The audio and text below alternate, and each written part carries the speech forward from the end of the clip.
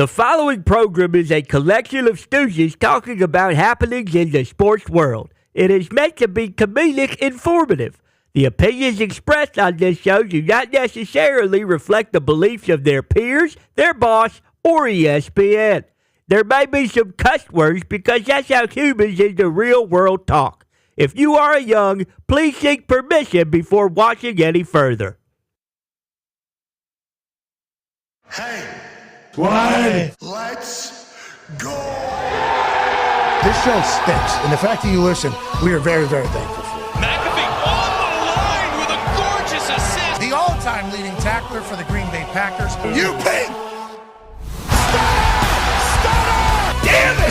Your friend tell a friend something nice could change their life.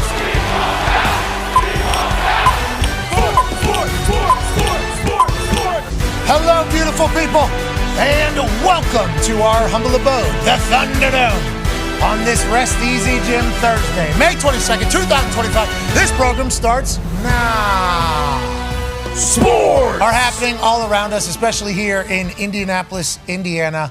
I shed some tears last night when a friend of mine was announced that he passed away. And we will obviously talk more about that as the show goes on. And what the Indianapolis Colts owner, Jim Irsay, has done for me, for this program, for the show, for the city, for everything is going to be tough to kind of break down and chit-chat about. But Jim Irsay left a legacy of compassion and give back that I think should be studied by everybody that ends up with any type of money or any type of success.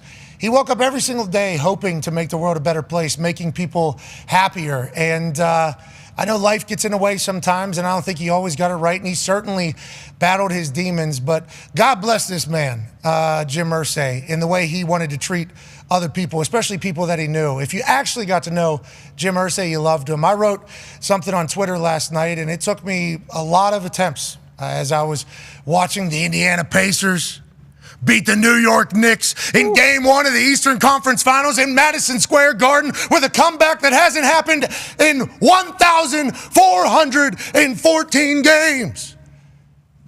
As I was watching the great city of Indianapolis and the great state be represented, I was trying to talk about the greatest philanthropist in the history of this state in Jim Irsay. Finding the right words was not easy, because what could you say about a man who has literally been the owner of an NFL team since he was 37, the youngest general manager in the history of the league as a 24-year-old. He'd been around the game since he was a child. He basically chit-chatted about those Baltimore Colts locker rooms as being like his babysitters. He grew up in the locker room, always talked about cleaning and sweeping and hanging out and talking to the boys. There was a story that has come out that when he was 16 years old, after his dad said something to the effect about the guys being bums and not representing and sawed the team down, as a 16-year-old, he went onto the team bus and said, "Football is a team sport, let's never forget it," and cried and walked off. He was a consummate team guy. He loved those he was surrounded by. And if he had heard about anything that needed help, or he learned of any situation that could use a financial boost, he was writing a check or giving money quicker than any person in the history of existence. I don't know how they'll be able to track how much money he's given to people, causes, he just builds buildings here, just donates buildings to the city of Indianapolis, wings of hospitals, let alone all the things that just go not talked about. It has to be over $100 million. And then once he realized that he was able to make other people feel good with his good fortune and with the amount of money that he had, he started buying up things that he thought people would be interested in seeing. And then he wanted to figure out how he would tour this so that people could experience these once-in-a-lifetime things, from ancient 100-year-old things to the Beatles drum set that he felt obligated to buy, or Elvis Presley's guitar. He wanted people to experience it, not just him. He didn't want to just lock it up in a room and say, "Hey, I'm a rich guy, I got this." He would outbid other rich people so that the world could see the things that he found interesting. He toured the Jim Irsay collection around this country, around the world. I think he did a couple European stops. People got to see things that they never had. The giveaways that this man would invest time in and make imaginative and make it, entertaining for everybody. He dressed up as Willy Wonka and put a giveaway on for a Super Bowl ring for Colts fans. He loved making other people feel good. And I was very lucky that I got a chance to call him a friend. A lot of owners kind of view their teams as business. A lot of owners view their players as transactional. A lot of the suits in the NFL might not have the most amount of respect for players, because players are just stupid. But Jim Irsay grew up in a locker room. So he had compassion for the players, empathy for the players, and always had the players back. That's why every player that goes into the Hall of Fame that played for the Indianapolis Colts asks him to be the one that presents them into the Hall of Fame. We knew he had our back. We had his. He had his problems. A lot of people talk shit. But if you got to know him, he was one of the most brilliant, unique, and interesting humans to ever exist. I'll miss Jim Irsay. And you done good, buddy. You done good, man. He was awesome. He would come on this show anytime I asked him, no matter where he was. He came on my show in 2012, I think. I was doing a show at a local bar, and it was with Indy Star, the local newspaper, and it was on Twitter. And it was just an idea that I had, and Indy Star kind of pieced it together. And we'd have like 200 people come to this bar. It was chaos always because there's people at the bar that aren't there for the show. Never do a show at a bar. Yeah. Okay, never do a show at a bar. Unless you're getting the whole bar. Do not do a show at a bar, especially if there's like an audio component to it, because there's going to be drunks at that bar who have no idea that your show is happening. So it was chaos every single week, chaos. We would have like half the bar, there'd be 100 people, 200 people there watching. It'd be an Indianapolis Colts recap show that I was doing, and it was solely for Twitter. It was solely for social media. And one of my first guests was Jim Irsay. And the reason was because he followed me on Twitter throughout the lockouts. So during the lockout time in the NFL, front office executives were barred from speaking to players, and players were barred from speaking with front office and executives. I actually worked out with the Columbus Crew during that time, and I thought I was going to make my soccer dream come true. I was way too out of shape. I mean, the coach told me I needed like probably 7-8 months to get back in shape, and I'll tell you what, I did not have that time.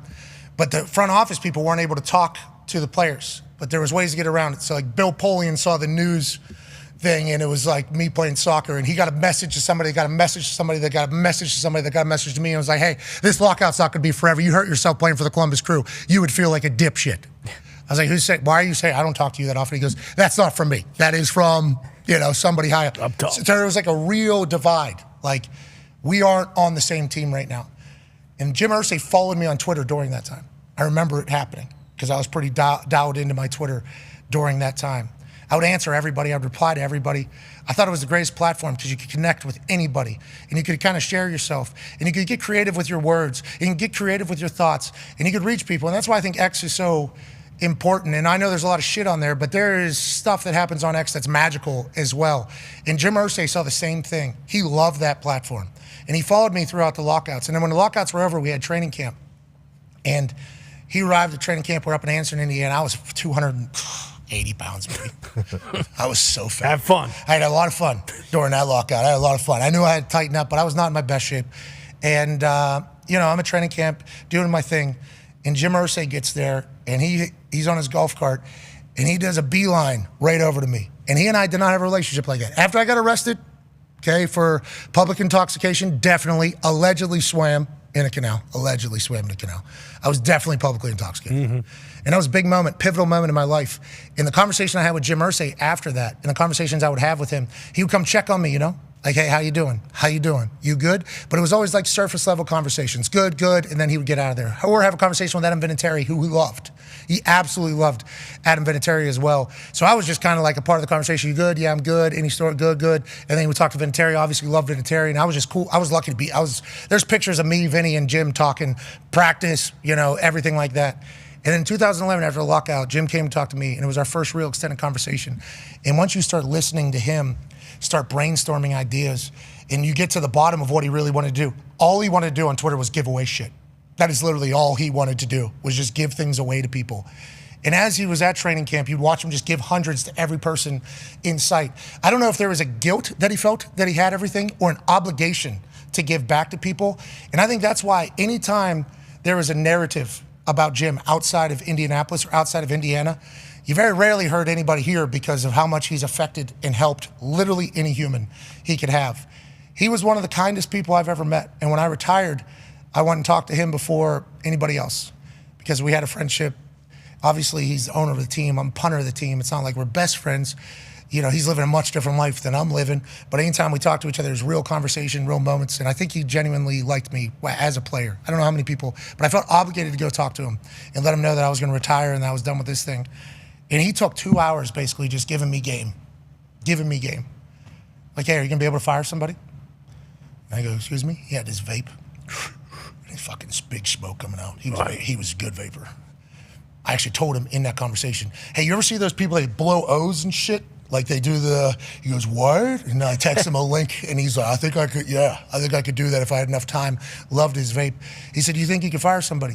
Because what you're signing up to do is to run your own business. And he said, I don't know what Barstool is, but I will certainly try to learn as much as I possibly can. But from what it sounds like is you're going to be running your own business. You're going to be managing your own people. Are you going to be able to fire somebody? He was like, let me tell you about the first time I had to fire somebody. Let me tell you about being a 37-year-old owner. Let me tell you about mistakes that I've made. Let me tell you mistakes that the Beatles have made. Let me tell you mistakes that people from around the world that I've gotten to meet that have run companies. And because I am in the position that I'm in, I get a chance to learn. And he gave me 2.5 hours of just game on what I'm doing. And he said on the way out that if I ever needed anything, he'd be there to help me. And he said, I'm going to help you succeed in this venture. And if you ever want to stop or you get sick of doing it, you'll have a job here for life. Your family for us. And that was like a very comforting thing, obviously, to know like, okay, fallback plan, I can work for the Indianapolis Colts, I think. Like that was kind of a good mindset. And I just assumed he was saying all those things because I was in his presence. And then him following up with that through this business development that we have had and his care for our business and our show, he would be showing other people our show as if we were like his kids and like proud of what we did.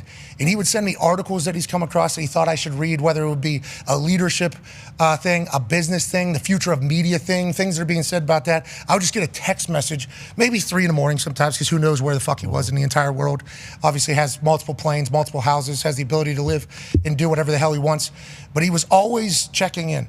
And he would hear something was going on with me. He would send me a motivational message. He would always come on our show, literally. He would ask to come on our show. And I just feel an obligation to let the world know that you might think things about Jim Irsay if you don't actually know him, but we lost a fucking legend in Jim Irsay. And our city will feel the effects of him not being here going forward. And here's Jim on our show doing his thing, showing the world exactly who he is, which is a compassionate, brilliant, wealthy legend. Rest easy, Jim. I fucking love you, man. Arriving in beautiful fashion. There he is. On a golf cart driven by another massive human being. Another first wearing rounder. a suit that is only top of the line. A man who walks around and hands out hundreds to people. A man that gives away more money than any other human you've ever encountered. A man who has paid for everything I have ever done. Ladies and gentlemen, Jim Irsay. My friends call me Jim, you can call me Jimmy. Hey! Jimmy from the Colts! Lolita, I love my friend. And there's nothing like this 57-year-old female killer of the southern orca whale is special now. I'm frustrated with flying cars because I'm obsessed with that. Like I want a flying car. Hey, me too. I don't want this phone. Give me a flying car. And I outbid them for Elvis' piano. Need that? Sometimes guys will get liquored up and go swimming in the Broad Ripple Canal. Whoa. Traffic. So they direct traffic in their underwear. Now, Pink Floyd calls that a momentary lapse of reason. Lolita is mellow. She's a Buddhist. She hangs low. She's cool. She's happy. But like Mars, think about this, is 250 million miles.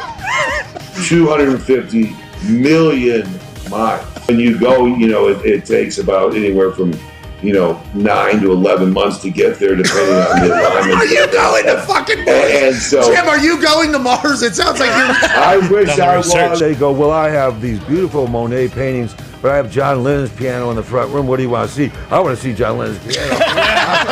I don't know. I put on this Willy Wonka outfit about 12 years ago, and we had a treasure hunt in Indianapolis, and the winning team at halftime was given real Super Bowl rings. You have to get them one at a time. Try to help anything in any way you can, one at a time. I've shut down a lot of Girl Scouts. Hey, here's $2,000.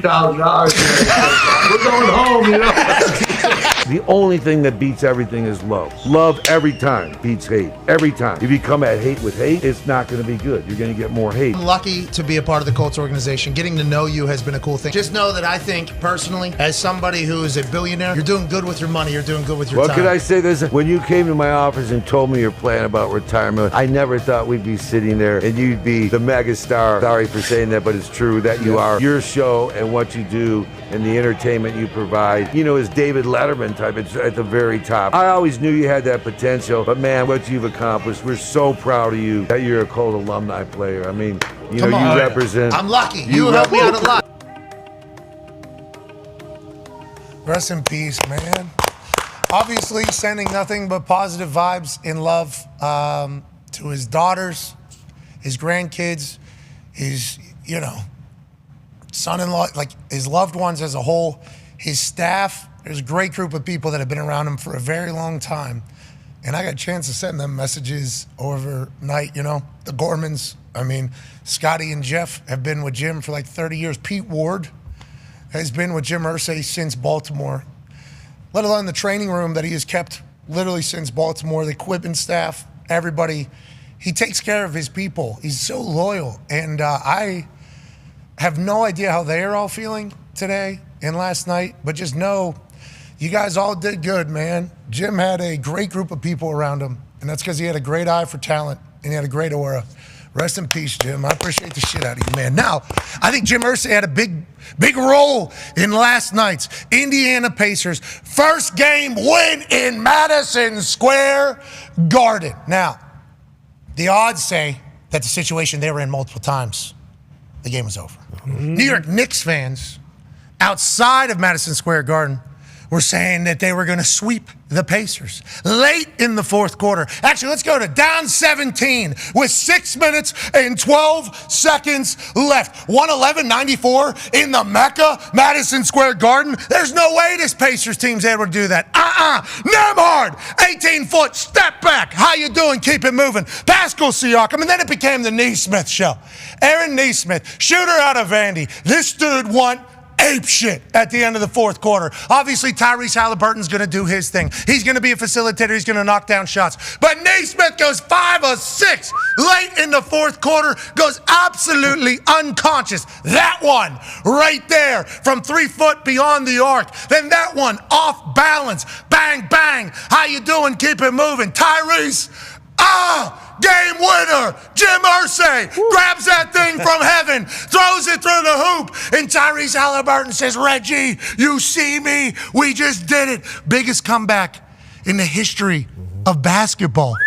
There's actually a stat that, shout out to Between the Numbs, Greg Harvey, the teams were 0 in 1,414 in playoff games when trailing by 9+ points in the final minute of the fourth quarter. Well, this Pacers team, you think to yourself, well, that must have been just some anomaly last night. That must have been some specialty.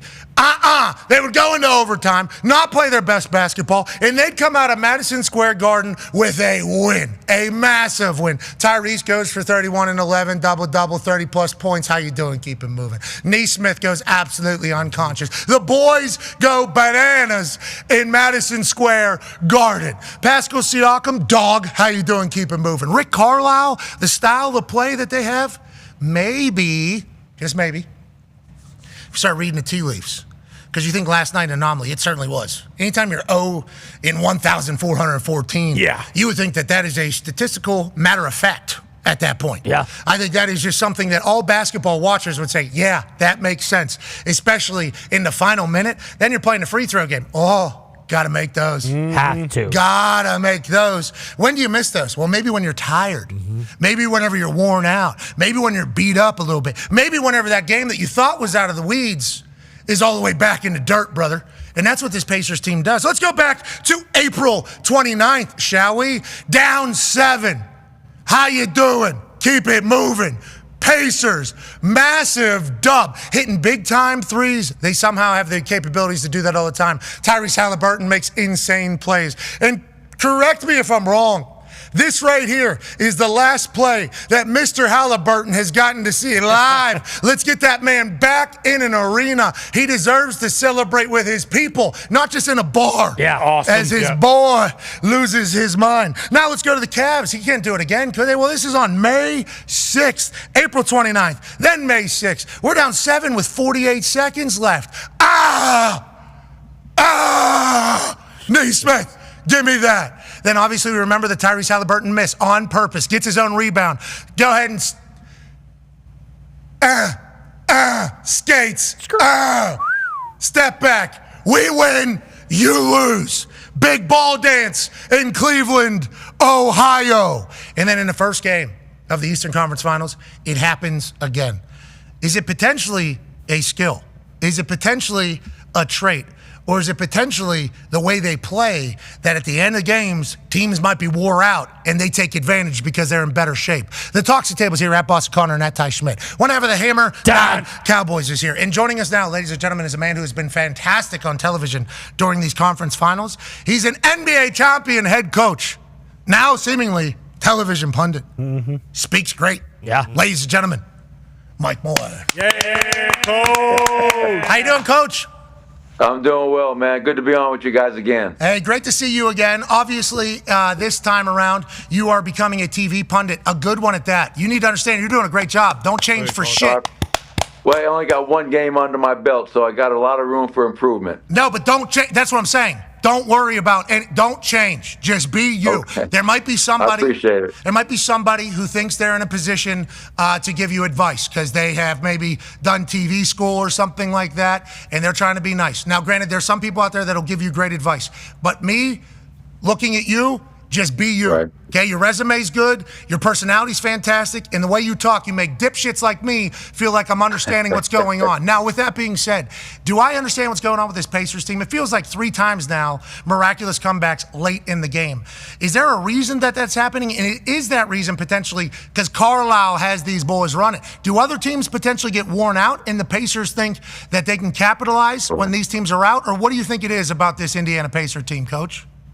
Well, I'll tell you what, the question I'm asking myself, Pat, is this a team of destiny? You just showed all those plays. They're never out. You can see the belief they have, not only in themselves, but in the collective. And Rick Carlisle, who you've mentioned a few times, won a championship in Dallas, doing an outstanding job of coaching this team, using his bench. When I watched them play last night in Game 1, they are relentless in everything they do. Go back to the very first basket they scored last night. They made the basket. 3 guys picked up full court. They extend their pressure. They're trying to wear Jalen Brunson out. He came back in the game with 5 fouls. They went at him every time. But they're never out of a game because they believe in themselves. And that starts with Rick Carlisle. Tyrese Halliburton is putting that team on his back. And then you mentioned it, Aaron Nesmith last night, 30 points, 8 of 9 from 3. And in the fourth quarter, the Knicks, and I think Tom Thibodeau talked about this after the game, they didn't find Aaron Nesmith. This guy was going nuclear in the Garden, and he hits 3 after 3, 20 points in the fourth quarter.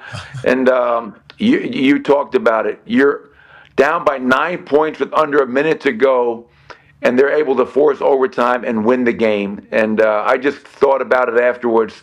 Is this team destined for greatness because they keep on finding improbable ways of winning games on the biggest stage in the world? Okay, so on that note, team of destiny and them finding ways and never losing belief or confidence that they can come back and win it because they've obviously done it now multiple times in the Mecca is what they call it in New York City. That game was awesome. Incredible. That game was a great start to the conference finals for the NBA. Answer. Pull away. And then obviously you have the biggest comeback, quickest comeback in the history of the sport. That is exactly what the NBA envisioned in this entire thing. But whenever you think about this Pacer team, last year they make it to the Eastern Conference Finals. Nobody really talks about them, though, because they get swept by the Boston Celtics. Just swept. Then the Olympics happened. Tyrese Halliburton doesn't even play. So he literally doesn't even step foot on the court. So, well, he did, but you get it. Wasn't a part of the team.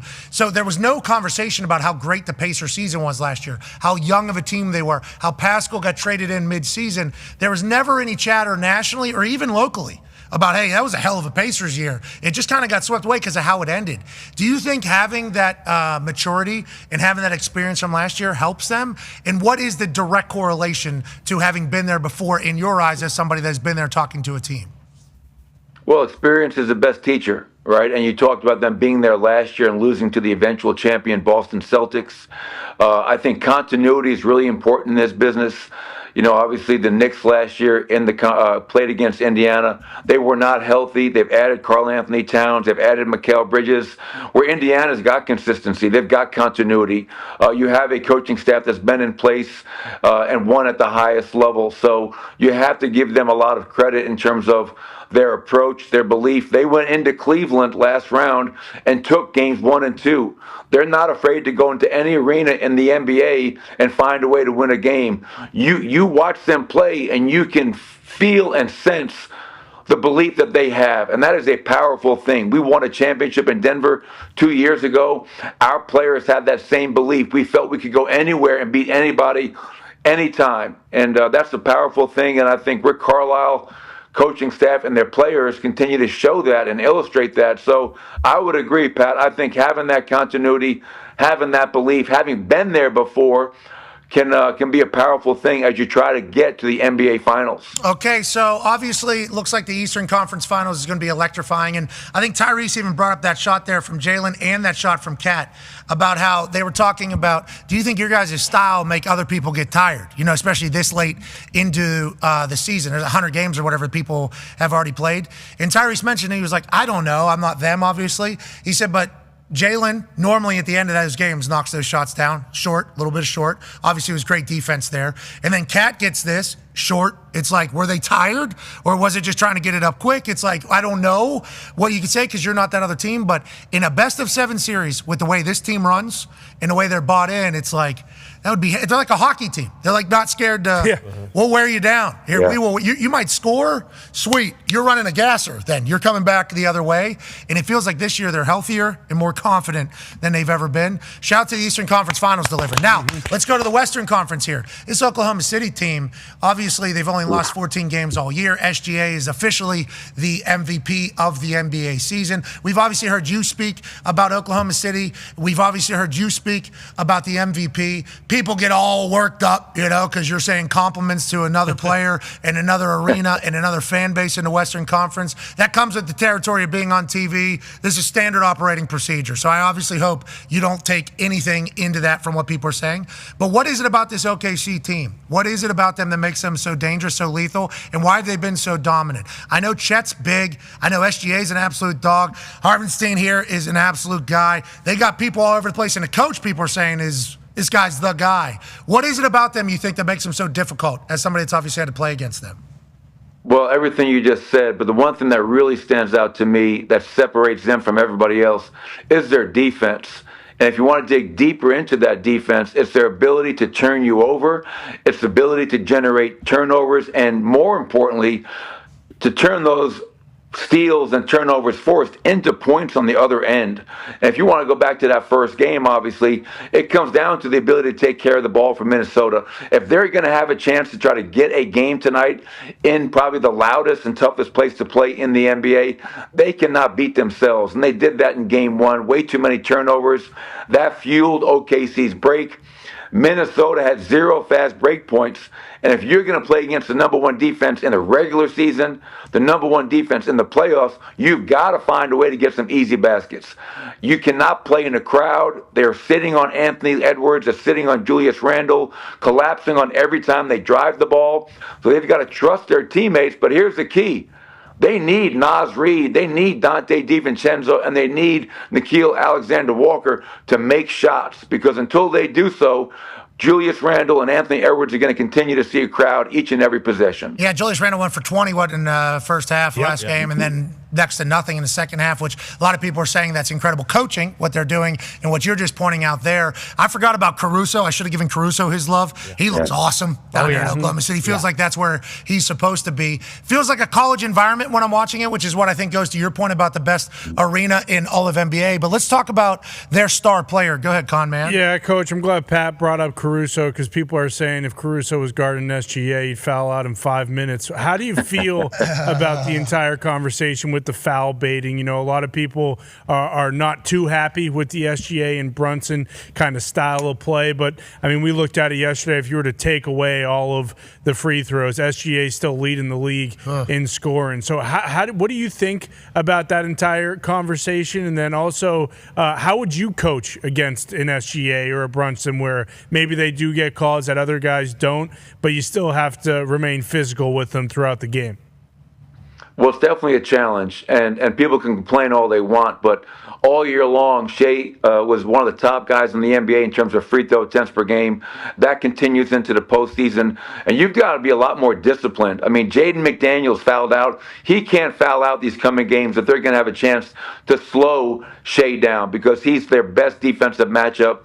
But you've got to be disciplined. You've got to show your hands. You've got to stay down on shot fakes. You know he's going to get a whistle. There are certain guys in this league that we call foul artists. They have the ability to understand how the game is being called, and they have little tricks to make sure they're getting the call.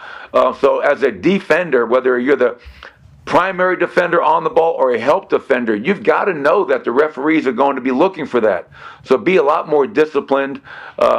And if you're going to have a chance of beating them, you can't put Shea on the foul line 14 times. That's way too many. They compounded mistakes in game one, whether it was off of a turnover, a drive, or a pick and roll of getting called for the fouls, because that allows, the big key with that, fellas, is he goes to the foul line 14 times. That's 14 times where they're setting their defense, and as I keep on mentioning, their defense is elite. And I'm glad you mentioned Alex Caruso because I think their bench does not get enough credit. They have a really good starting five, but Alex Caruso, Kason Wallace, Andrew Wiggins, Kenrich Williams last game, all come in and have a huge impact in meaningful minutes. So we're talking about the depth of Indiana.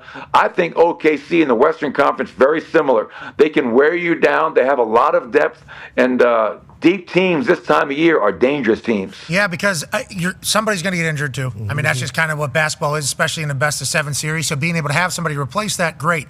During games, being able to have somebody get some minutes in. You know, like for Carlisle, it's obvious that he just brings some people in and like, run. Just let's run. Yeah. Let's run these dudes. And it's, I love the strategy, and I think all of Indiana loves it. Let's go back to the flopping and the foul artist, I think is how you described it. Great term, and we will start using it as if we created it ourselves. We will give you credit every once in a while, but just know that we will certainly say it and act like we did it and made it up ourselves. Do you talk to refs? Like all the refs, I guess there's only a certain amount of refs. So you guys know all the refs pretty well. I think it's a pretty personal relationship between players, coaches, and referees because you're all out there and you're all a tight group. I get it. But refs know that like a lot of these replays are going to showcase that maybe there wasn't something. And do you talk to the refs before the game, during the game? How do those kind of go as opposing coaches with some of these calls? Well, there's no doubt. And the one thing that you guys should know is during the playoffs, anytime I contact a league office after a game or I send clips in, is rule where the league is going to make sure they share that with the opposing coaching staff. So they want full transparency. They want everybody to be on the same page. But I remember we were playing Golden State in the playoffs one year, and they gave us the post-game review. And they admitted that they missed 6 fouls on Draymond Green in one game. And I go, well, listen, man, you can't miss 6 fouls in a game. That is just not acceptable. You have to make sure we are letting the next crew that's coming in to ref the next game, give them a feel for what's happening and how this game needs to be officiated better. And I always give the league credit because they always strive for being transparent and helping the league out. But at the end of the day, great players like Shea, and that's what he is, like Jalen Brunson, that's what he is, had 43 points last night in a loss. They're going to get the benefit of the whistle. That's just the way it is. And the fans want to watch the best players play. They don't want to watch them on the bench. And you just have to deal with it. And you got to get your players to understand that. and feel for how the game is being officiated.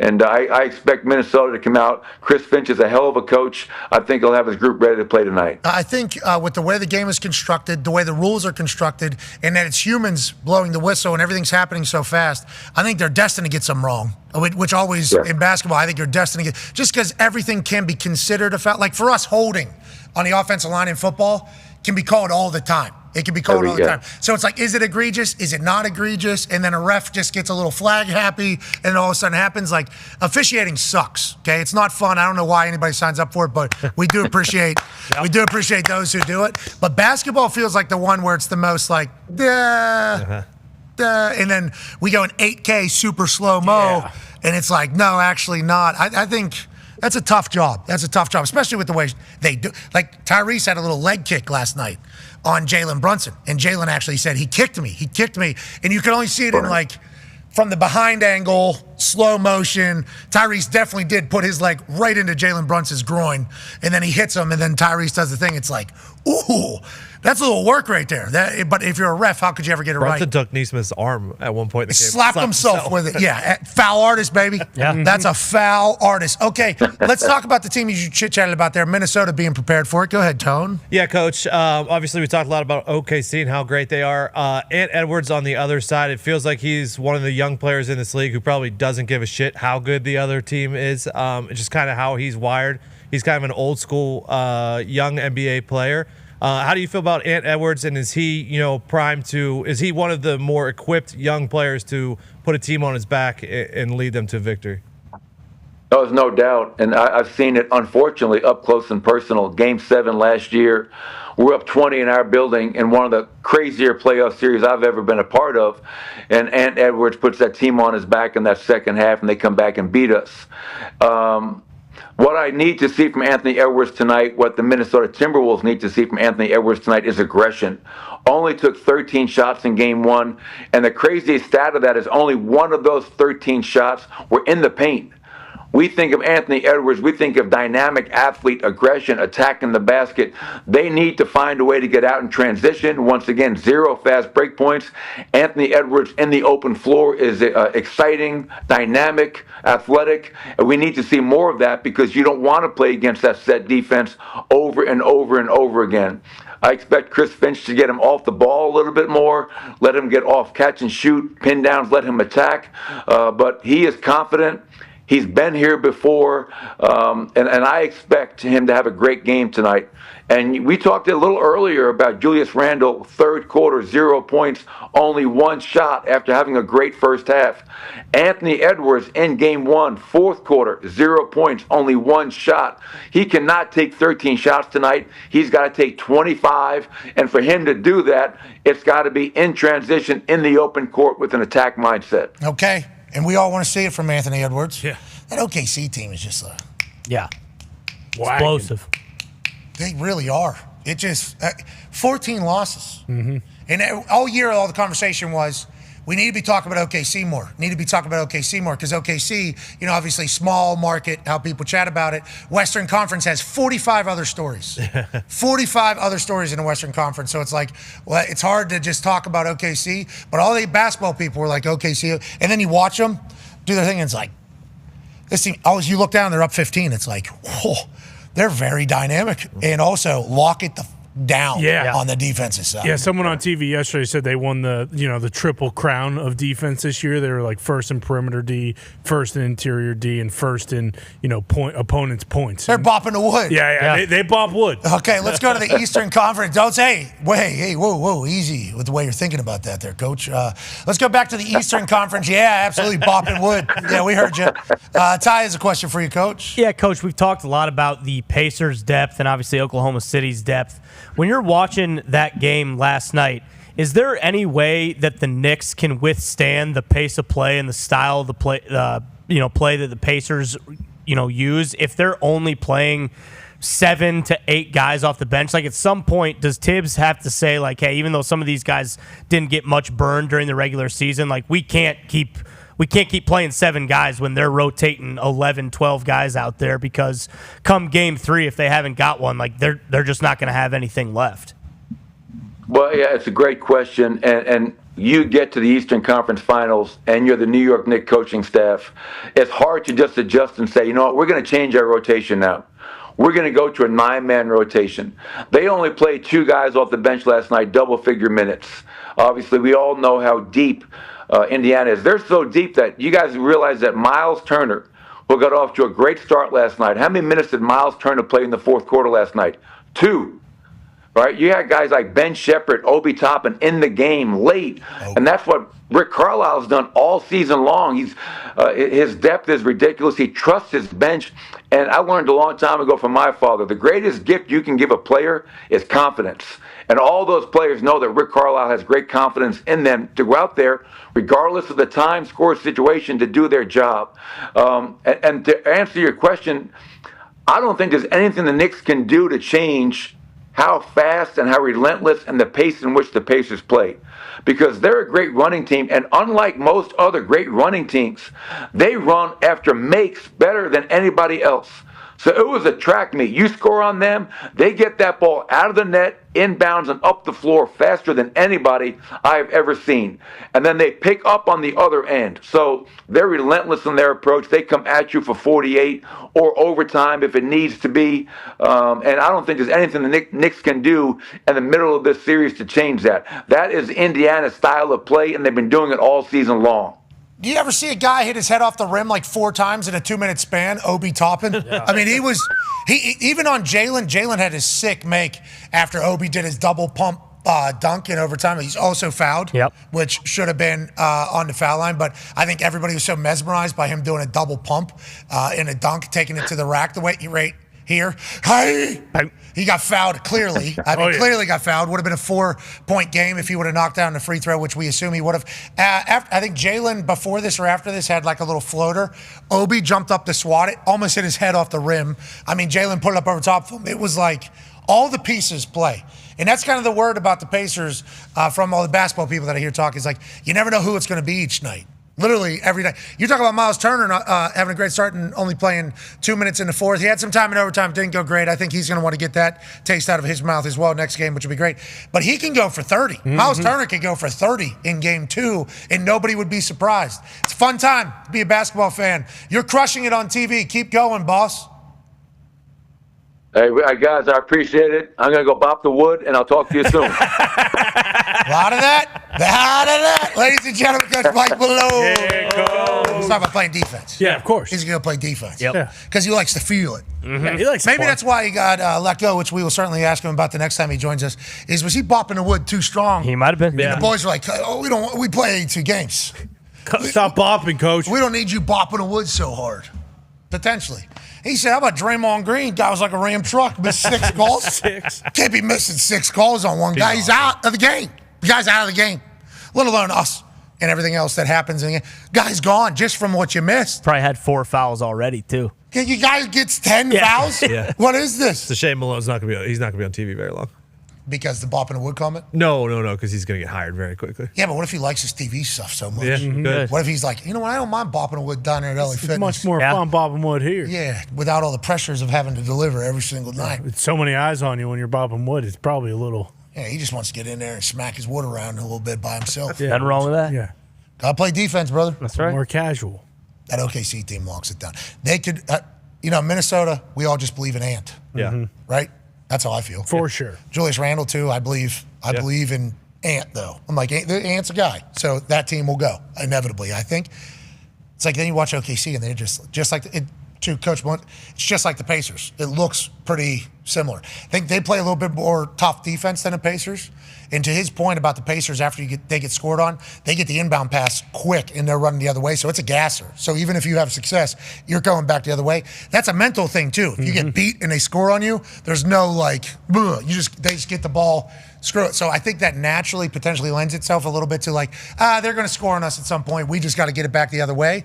It's kind of it's an interesting contrast. There was a highlight tape going around the internet after game 1 of the T-Wolves trying to screen Caruso, and they just couldn't do it. Like, he just kept going around screens, going over screens, going through screens. Like, he was just a junkyard. Relentless. Relentless, you're saying. You talk about the Pacers, though, and, like, what they're doing late in the games being a skill. Like, it's at the point now when you talk Team of Destiny, like, every single one of those guys, like, in a late situation where they have to shoot a three, every single one of those guys believes they're making it. Like that's the point they're at right now. Like their confidence, and obviously everyone we talk to, it's like, hey, confidence is the most important thing in basketball. It doesn't matter how many times you miss it. You got to go back there and have the belief that you're going to make that shot. Every single guy they have on the court, whether it's their star players or their role players or the bench guys, like the feeling is just that they're going to make these shots. They're going to knock them down, and they do, and they have been. On this shot, I think a fun little fact here on this shot is his foot's on the line for the two, right? He thought it was a three. If his foot is back a half an inch, what's that ball doing? Swish. Yeah. You know, like in his head, he was shooting a three. So in his head, all right, three. Yeah, a little more. And his muscle all of his muscles like, yeah, we're shooting a three right now. And then it's like, oh, no, actually, I'm this close, or brick, straight up, then it falls. It's like, if he's actually at a three like he clearly thought, he even said he wasted it. Yeah. It's over. I can't do it. Thank God they won. Yeah, thank God. Yes. I was so scared. I know. I was so scared. The New York Knicks radio call, they say for two, they say it immediately because I think they're there and they're looking for everything. The TV call and watching at home, and with his reaction, I was like, we just won that game. Yeah. We just won that game, and Tyrese Halliburton just did and Jim Irsay caught that thing and threw it straight down into I was like, what a night. Because Jim Irsay's last tweet was basically good luck to the owner of the Pacers, Herb, good luck to the fans, and good luck to our city, basically. That was his last tweet. And it was like, it perfectly encompasses who Jim Irsay is. Like, he loved this place. He was appreciative of this place, loved the people here, and he took a lot of pride in this being our city. And this team has a lot of pride in representing Indiana, too. Yeah. It's very clear. By the way Tyrese operates, by the way Miles operates, by the way Pascal is, kind of just came in, and I think they've all just taken to the city. Oh, yeah. When the city has taken to them, it's a beautiful thing. Speaking of this city, there was a man who had 2 different coaching stints here. There's a man that's known as the quarterback whisperer. There's a man that's known as one of the greatest offensive minds in the history of football. For me, I got a chance to watch him be the interim head coach for the Indianapolis Colts. And then I got a chance to watch him go win a damn Super Bowl as a head coach with the greatest of all time. Ladies and gentlemen, friend of the program, Coach Bruce Arians. Yeah, Coach! BA, how you doing, boss? Doing good, buddy. Doing good. It was a little rough day. That was a rough night for sure. Yeah, absolutely. And you and I texted this morning and last night. I shed some tears last night. I shed some tears on the show here just talking about him. And I wondered if you would potentially say some things about Jim Irsay that maybe people outside of Indiana or people that maybe don't know him have ever heard, something that maybe they don't know about. I think you've been around the league. You've been to a lot of teams. You've been around for a long, long time. You know how teams operate. You've been and seen how other owners operate. Jim was special, and I appreciate you appreciate you coming on and sharing some sentiments with the people. Oh, you bet. I mean, the guy was just so special. I mean, I was blown away by the tweets and everything that went out by the former players. I think that just tells you what Jim was all about. This was at his birthday party a couple years ago here at Lake Oconee, and he invited me over. We had a great night. And, people don't realize, the game I missed in Baltimore after Chuck came back and I got sick. First thing Jim wanted to know was my wife there. And the guy said no. And within 2 hours, my wife was in the hospital with me. He sent a car. He sent a plane. That plane stayed on the ground for 3 days waiting for me to get out of the hospital and take me back to Indianapolis. And that's the kind of guy Jim is. Jim loved his players. He tried to mentor his players. He was the second team to ever hire mentors for his players. And it just meant so much to me to see what the players' reactions were to him. We all called him the boss because he was just a special, special dude and the most generous man I've ever known in my life. Yes, I think that is something that, everybody assumes that people with a lot of money donate money. And I think everybody does because there are certain tax exemptions and there are things that you can kind of do. And I assume they're super uber wealthy people feel obligated to give money back in some sense. There's probably a percentage on what they're willing to give up of their value or net worth or whatever they're making every year. Jim didn't care about any of the actually, I have no idea how his accountant did it. I have no idea how his accountant would be able to keep up with everything that Jim did. And I know with those numbers, nobody cares, right? Oh, you're rich. And here's him with Chuck, obviously, and everything he did for Coach Pagano. That will never be able to be the amount of behind-the-scenes stuff that Jim Irsay is doing and the amount of cancer research now post this because he just learned about this community and was like, oh, I need to help this. And then mental health stuff, he learned about the community, I need to help this. And oh, there's some buildings downtown Indianapolis that need to be renovated and put back together. Oh, I need to help this. Oh, there's these people that I know that it's just like that was every day for everything for him. There was even almost a damn whale that was put into a bomber plane. Yeah. Filled with water so that he could fly Tecate, Lolita, out of a aquarium in Florida to the Pacific Northwest, 7-hour flight, 8-hour flight, whatever it is. Wanted to fly a fucking whale. With its friends. With a couple, to get with its family on the other side, just because he learned of Tecate and was like, this is a Buddhist whale. This is a cool whale, man. This is not how this whale is supposed to end its life. So he's trying to figure out, he was going to have to spend, I think, like $15 million on this plane to turn it into an aquarium for a whale to get up in the sky and go. It's like, that was him with everything. And there's not a lot of humans that have ever been created that way, Coach. Not a lot of humans. No.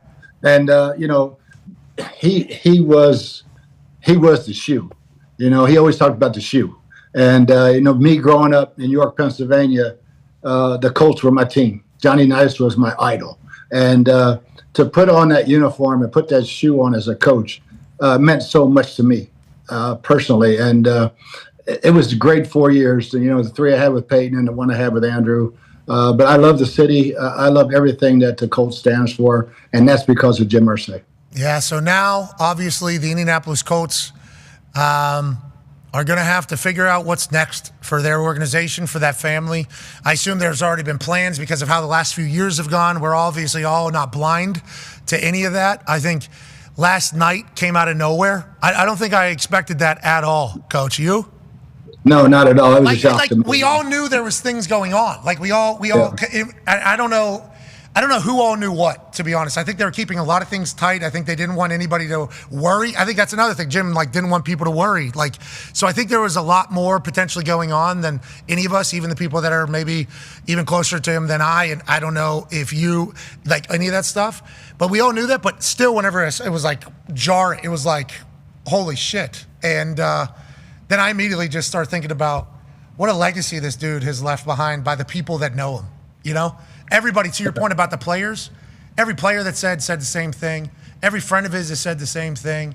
Every coach has said the same thing. It's like, this is maybe the most giving man that has ever existed. And it's like he understood the position he was in, and he tried to make it be a position that can make the world better. We're going to miss the shit out of him, Coach. We're going to miss the shit out of him. There's no doubt. There's no doubt. The NFL is going to miss him because he was a true steward of the game, a historian of the game, and I thought Roger Goodell said it really well today about how much they're going to miss him in the league meetings, and because he loved the game. He grew up in the game, and it oozed from him every single time you met him. It was all about, the NFL protecting the shield and protecting the shoe. I would get messages from people that were in his suites during games, and I would shank one. If I shanked one. Very rare. BA, you know that. You can attest to that. Very rare. Very real. Please. Very rare. Thank you.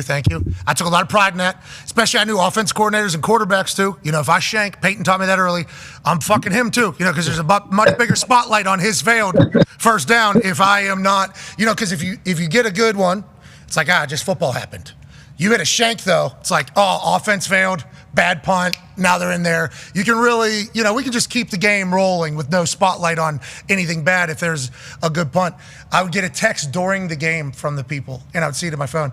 Hey, can't be doing that to Jim. He's watching your punts, okay? I guess he threw a garbage can one time because I hit a shank, and I felt so terrible. And then he comes down afterwards into the locker room, always came down to the locker room afterwards, always. Yep. Before the game, after the game, always wanted to be with the boys, Yep. Never spoke, unless he was asked to. Had his own chair that they had, he had his own locker basically, but it was in the middle.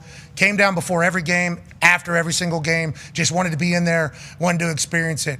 And we won the game, and I think I probably hit a couple bombs afterwards. Okay, you can't hit too many shanks in a row. You're going to get cut as a punter, especially if you have been arrested and you tweet a lot. So, I had a lot of things going against me. So I read that text before he got in, and I go, boss man, sorry about the shank. And he goes, yeah, but you got it back, and we needed it. And he knew, my net, and he knew, what it led to. He knew ball. Like he was a ball knower. But he wasn't scared to hire people and let them do their jobs either. Like he was a great leader. Now, granted, I think that has worked against him sometimes. Like maybe somebody didn't do their job as well and his loyalty maybe was a little bit too much, but it was all because of how he felt as everybody was a member of his family, Coach. You know, like that is literally how he treated everybody. You were a member of his family. If you were on his staff, if you were a player, you're a member of his family, bro. Those Thursdays when Chuck was sick and in the hospital, those Thursday meetings with Jim were just amazing. We'd talk about Chuck every time and how he was doing, and then we would find out about, what do you think about this week? And I would tell him, I don't know how much of a chance we have, but, I do remember one game, and there was this one punt. All right, we're playing Jacksonville. I think the ball's like a 32-yard line with 9 seconds left. I said, bro, just kick that bitch as high as you can out of the end zone. I got it, Coach. It came down 1 yard in bounds. And that dude started running it back. I was going to kill you. No. You wanted me to have a 12-yard net, brother. Okay, you wanted me to have a 12-yard net. I ain't got time. I ain't got time for a 12-yard net. But I understand the assignment. I understand. I understand the assignment.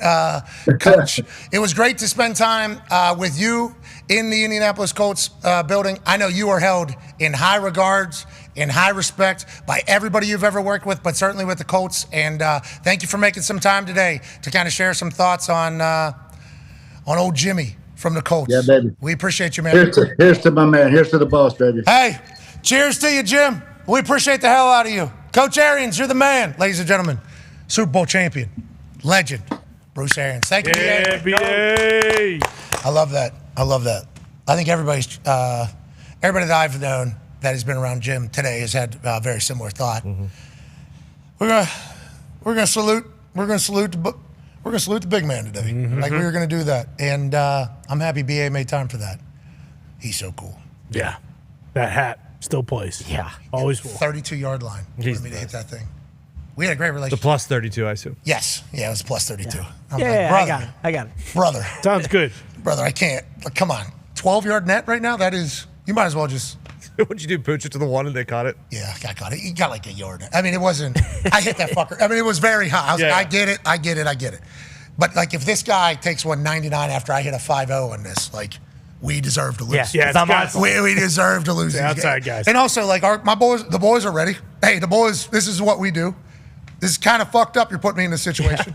Okay, you could do the quarterback rollout. Yep. Throw high, or throw if we far. take a couple, penalties? Yeah. Yeah, they would decline it because their assholes on the other side. Right. They know exactly what they're doing.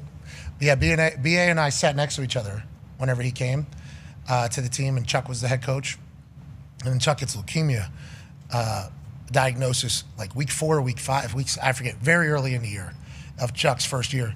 So BA becomes the interim head coach, but he didn't want to act, he didn't want to. Yeah. Tough. It was a very tough. He was probably the only guy because everybody had respect for BA already. So he's probably the only guy that can handle that. And BA and Chuck's relationship was like that, so there was no real, animosity through it all, especially from Chuck. I mean, Chuck's battling through that entire thing, but I don't think there was any from Chuck's friends that maybe hadn't worked with BA before. Like, that's a tough. Yeah. And Bruce was just perfect for it. And, he sat next to me. He knew I was from Pittsburgh, so we had a great relationship before he became the interim head coach.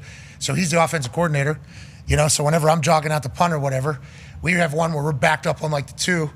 He's like, need a big one, baby. It's like, oh, I know. Yeah, thanks, brother. Thanks, brother. It was an honor to be a part of a team that Bruce Arians led, and it was certainly an honor to be a part of an organization that Jim Irsay owned and ran. Rest in peace, Jim. We appreciate the shit out of everything you've contributed to society. We will try to emulate your generosity.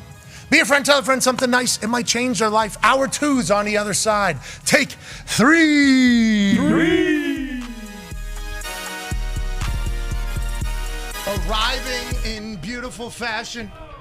There he is. On a golf cart driven by another massive human being. Another first wearing rounder. a suit that is only top of the line. A man who walks around and hands out hundreds to people. A man that gives away more money than any other human you've ever encountered. A man who has paid for everything I've ever done. Ladies and gentlemen, Jim Irsay.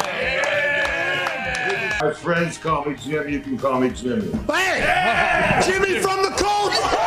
Lolita, I love my friend. And there's nothing like this 57-year-old female killer of the southern orca whale is special now. I'm frustrated with flying cars. because I'm obsessed with that. Like, I want a flying car. Hey, me too. I don't want this phone. Give me a flying car. And I outbid them for Elton's piano. Believe that? Sometimes guys will get liquored up and go swimming in the Broad Ripple Canal. Whoa. Traffic. So it's wreck traffic in their underwear. Now, Pink Floyd calls that a momentary lapse of reason. Okay? Lolita is mellow. She's a Buddhist. She hangs low. She's cool. She's happy. But like Mars, think about this, is 250 million miles. 250 million miles. When you go, it takes about anywhere from 9 to 11 months to get there, depending on the alignment. Are you going to fucking Mars? And so, Jim, are you going to Mars? It sounds like you're. I wish I was. They go, well, I have these beautiful Monet paintings, but I have John Lennon's piano in the front room. What do you want to see? I want to see John Lennon's piano. I don't know. I put on this Willy Wonka outfit about 12 years ago, and we had a treasure hunt in Indianapolis, and the winning team at halftime was given real Super Bowl rings. You have to get them one at a time. Try to help anything in any way you can, one at a time. I've shut down a lot of Girl Scouts. Hey, here's $2,000. We're going home, The only thing that beats everything is love. Love every time beats hate. Every time. If you come at hate with hate, it's not going to be good. You're going to get more hate. I'm lucky to be a part of the Colts organization. Getting to know you has been a cool thing. Just know that I think, personally, as somebody who is a billionaire, you're doing good with your money. You're doing good with your time. Well, could I say this? When you came to my office and told me your plan about retirement, I never thought we'd be sitting there and you'd be the mega star. Sorry for saying that, but it's true that you are. Your show and what you do and the entertainment you provide, is David Letterman type. It's at the very top. I always knew you had that potential, but man, what you've accomplished, we're so proud of you that you're a Colt alumni player. I mean, you represent. I'm lucky. You helped me out a lot.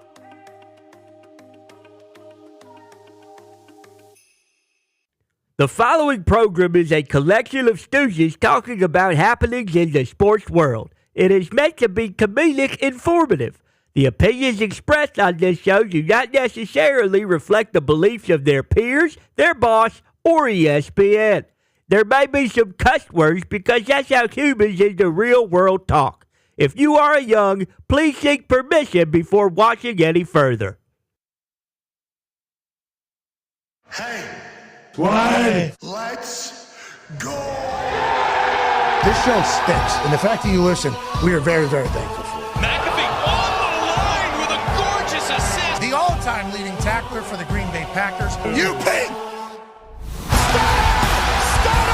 Damn it! Be a friend, tell a friend something nice could change their life.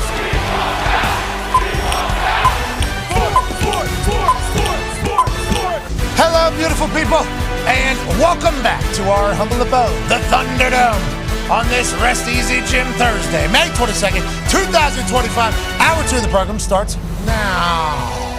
Sports are happening all around us. The talks at tables here at Boston Connor and at Ty Schmidt. Sweet sweater, Paul. Thanks, man. Yeah, just such great hockey these last 2 nights. Basketball's been incredible, but the hockey has been just as good. Figure out where the Bruins. Let's go to one half of the hammer. Dahn, Cowboys AP Tone is here. And joining us live from an attic in Ohio, ladies and gentlemen, a college football national champion, a Super Bowl champion, a Ryder Cup winner, and a man who has a tree on the Ohio State campus. Who put it in? Was it Uncle, ladies and gentlemen, AJ Hawk? What's going on, Age? Not too much. I thought, first off, the tribute you guys put together for Jim Irsay, that was amazing. Yeah, that whole video is crazy to see what that guy has done. He has an impact, I think, that will last forever on the NFL. Well, I appreciate you saying that. I think the Irsay family and everybody around him will appreciate you saying that. He's a character. Like the fact that we need more characters, I think, in the world. I think sometimes people they get in a position like that and they're not themselves. Jim felt very, very authentic. I didn't know him personally, but man, that dude felt like he was doing what he felt was the right thing to do. Yeah, authenticity was just something that would reign true with Jim. Jim wasn't acting how he thought NFL owner was supposed to act. Jim was being Jim Irsay. Hey, I've been in this league. He was the longest tenured owner. He's the longest tenured owner. And he told us that in one of our conversations with him. He said, I was going through the the team photos, and there was a photo that I was the only one that's still here in. And he was like, I think that's when he said, that's when I decided I was going to start speaking up a little bit more, you know? And he started like, I think that was whenever, you know, the sale of the Washington football team kind of got initiated and some other stuff. It's like, he loved the league. He loved the game. He committed his entire life to it. And he lived, you know, this dude lived. And he was never once caught not being Jim Irsay. He made some mistakes, Life happened. And he's a human. Great, good for him. I think he was very open with that too, about the mistakes that he made, which goes back to exactly what you say. And he also cherished the days, you know, that he had, and he tried to live, and he tried to share everything. It's honestly, literally could go just the amount of shit you could say about Jim Irsay is just never ending because of what you said. He wasn't he's not a prototype. It's not like this is what you think somebody's supposed to act like. He was a power lifter. The guy in the middle, middle of his general management career and ownership career, said, I want to become a power lifter, and hired somebody, started eating more protein and whatever to get as strong as he possibly could. Went over to Ohio, won the Ohio State Championship as a power lifter just because he wanted to prove to himself, I think. And he played football at SMU, and I mean, just an absolute legend. The music he gets into, starts a band. He buys the amount of He'll always be the youngest general manager of all time. Oh yeah, 24 years old. Forever. You're the general manager of 24. Of the you kidding me? 24 years old. That's when he took over. Really, 24. As general manager, yeah. Then when he was 37, he became owner because his dad passed away, and then there was some sort of battle, you know, in court for who's going to get the future multi-billion-dollar team. He ends up as sole owner of the team as a 37-year-old. 24 years old, he's the general manager for the team. And his dad was, you know, there's enough stories about how his dad operated and how the world was back then and everything like that for the Colts. So he's 24 years old as general manager, and 37 as sole owner. And then he's 70s, 80s is when this is all happening. So everybody you know from that time period, he was friends with and knew. Everything that was available during that time period, he was potentially, you know, oh yeah, why not? Like, not everything was a perfect. He didn't bat 1,000, but it's like the stories that he has, the things that he's done, the people he's influenced. The world has become better because of him. It's like hell of a life, man. Hell of a life. And he was certainly unique. That was interesting to me. So I was watching everybody's quotes that were kind of, because I think we all felt obligated to be like, hey, we need to let the world know that we love this man, you know, because there's been a lot of things said outside of Indiana about Jim Irsay. And after I put mine out, I went and looked at, you know, the boys. T.Y. Hilton, super emotional. That was cool. Peyton, obviously, put out his. That was all over everything. Edgerrin James and him are Edge and him were very, very, very tight. And Edge put out like a perfect Edge post, you know. Vinny. And Reggie, Vinny. Yeah, like the guys... Dwight was talking about him this morning. Yep. Like the guys that were, you know, you knew who his guys were. And I was lucky, I think, to be like the youngest one. I think I was potentially the youngest one. And was it because I got in trouble? Yes. Was it because I enjoyed Twitter? He enjoyed Twitter? Yes. Was it because I did have an entrepreneurial spirit that he understood? Yes. Was it because like the guys that I wanted to read what everybody said, you know, just kind of get their take on their relationship with Jim? Because I think it's not the same. Like, for me, my relationship with him was, I think he felt an obligation to like help me in my business venture because like that is kind of how he viewed me. For Peyton, it was, I wonder how it was for him. You know, like that's why I wanted to read, you know, what everybody was saying. 4 out of 5, maybe 5 out of 6. Unique was the word that was used. And I think that's a great way to describe Jim in the most positive way, but very unique, and nobody else will live his life. There will never be another Jim Irsay, you know? Never, ever. 250 million miles away, like in the clip when he's talking about going to Mars, just out of nowhere. That's what I loved about So the moon, 5 million miles away. Wow.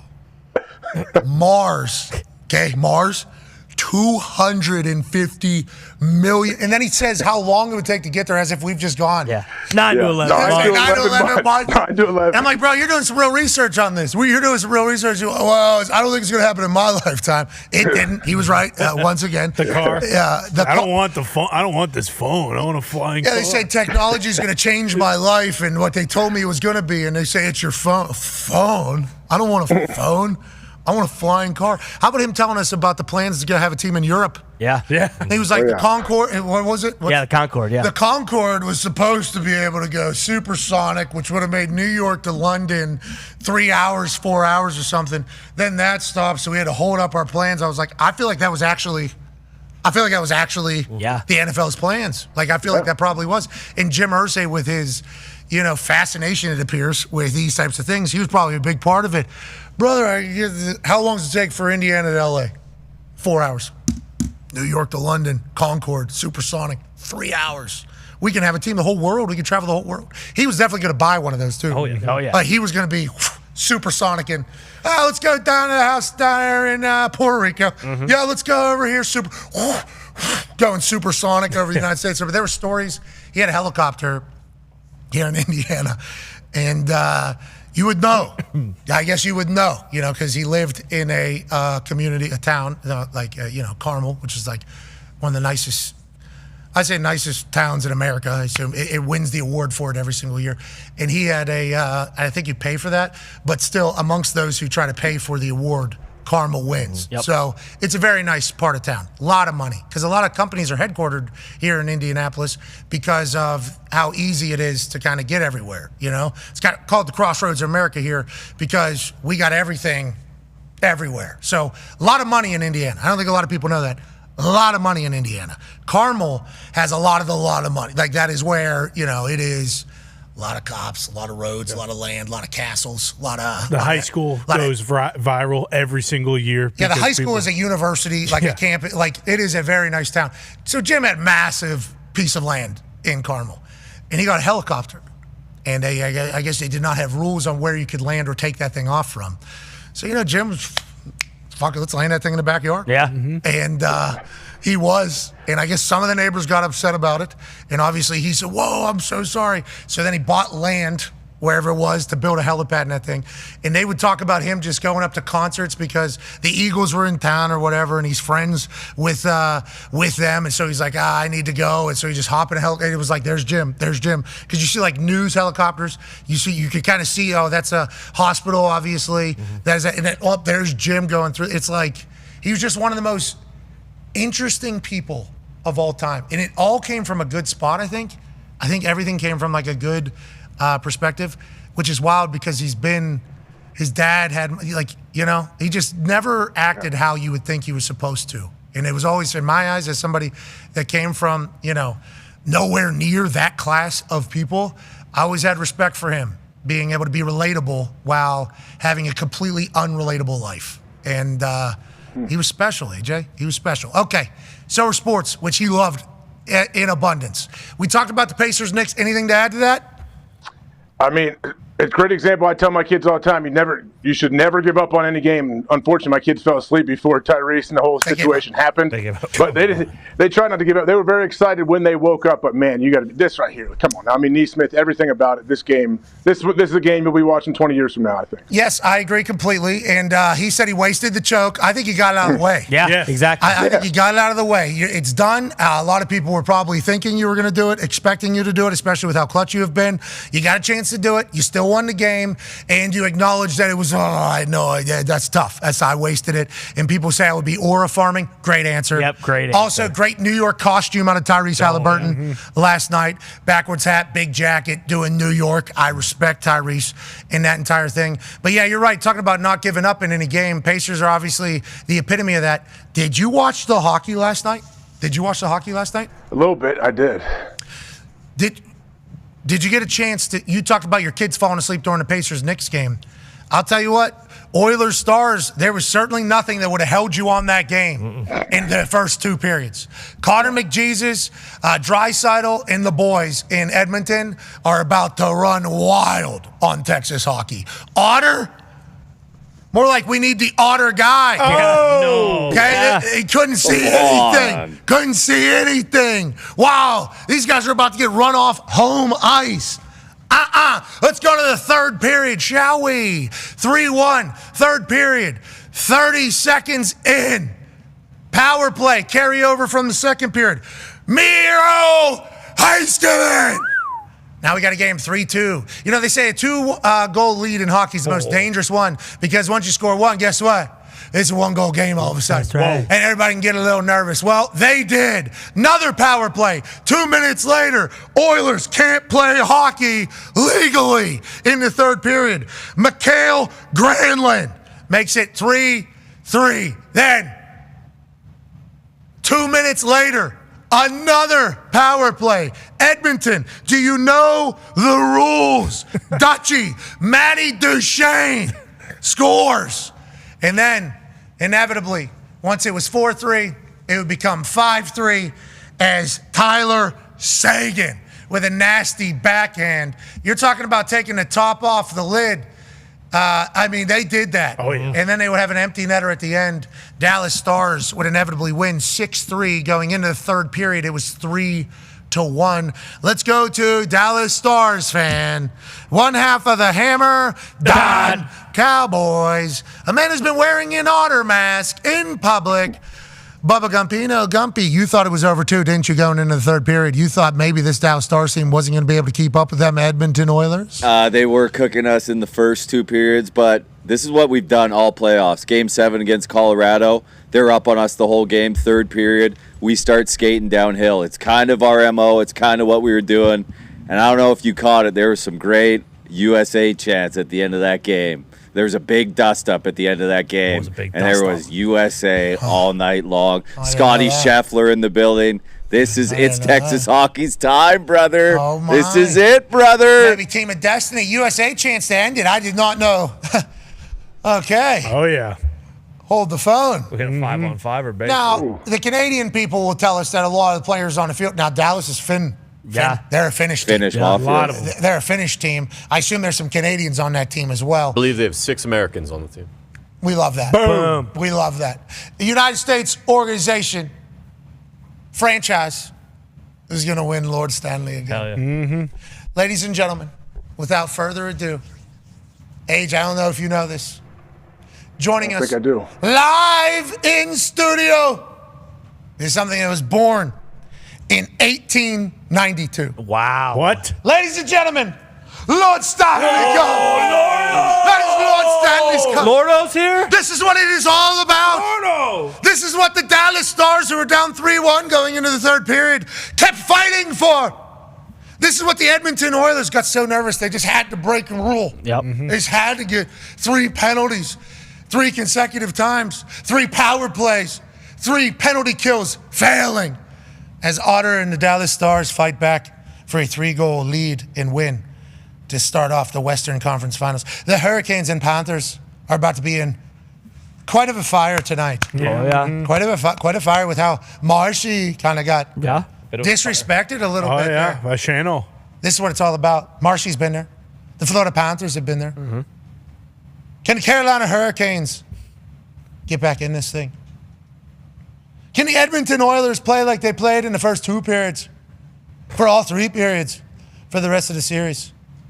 And will the Pittsburgh Penguins ever get their names back on here? They're on here for. Yeah. There's a lot of Pittsburgh Penguins yeah. on here, back to back, multiple times, stacked up one time because they had to change to a new level. So right on top of each other. It's a beautiful thing. And in this cup, legends have housed beers. Housed. So many beers in this thing. Patty Maroon told us 6 or 7. I don't know. Somewhere around there. It said 1,000. Thousands of beers out of the top of this thing. The amount of people that have shaped hockey, shaped the sports world, shaped pop culture, have had their lips wrapped around this thing as booze gets shoveled down their gullets is endless. AJ is actually one of the booze bags that have been a part of this. That's right. You too. Yes. I certainly have chugged a beer out here. Shout out to Rupper, New Jersey Devils Stanley Cup champion. Shout out. You're going to have to go back a couple to get to that one. New Jersey Devils. For a long time, too. Same with the Penguins, too. You got to go. No. Yeah, they're middle of the cup right now. Oh, no. They're teetering on getting evicted from the cup and not having their name on it. We need to figure that out. But, AJ, whenever you see this thing, even through the screen all the way from Ohio, your first thought is you get a little tingle in the pants, don't you?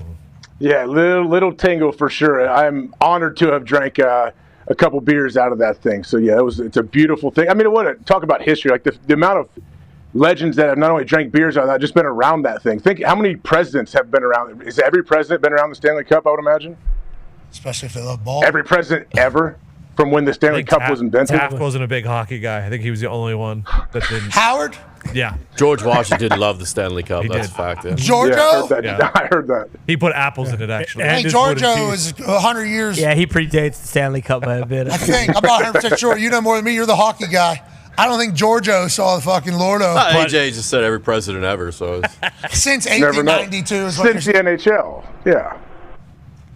It's a beautiful thing. One of the fun facts about Lord Stanley Cup that we like to point out every single time we're around it, because it is something that they say is a fun fact about Lord Stanley whenever you're around it. Boom! Right in here. The Wanderers defeated Kenora 12-8, May 25th, 1907. That one's going to live there forever. I have no idea how that was the one that ended up being in there, but there's a team in there that won 12-8 in there.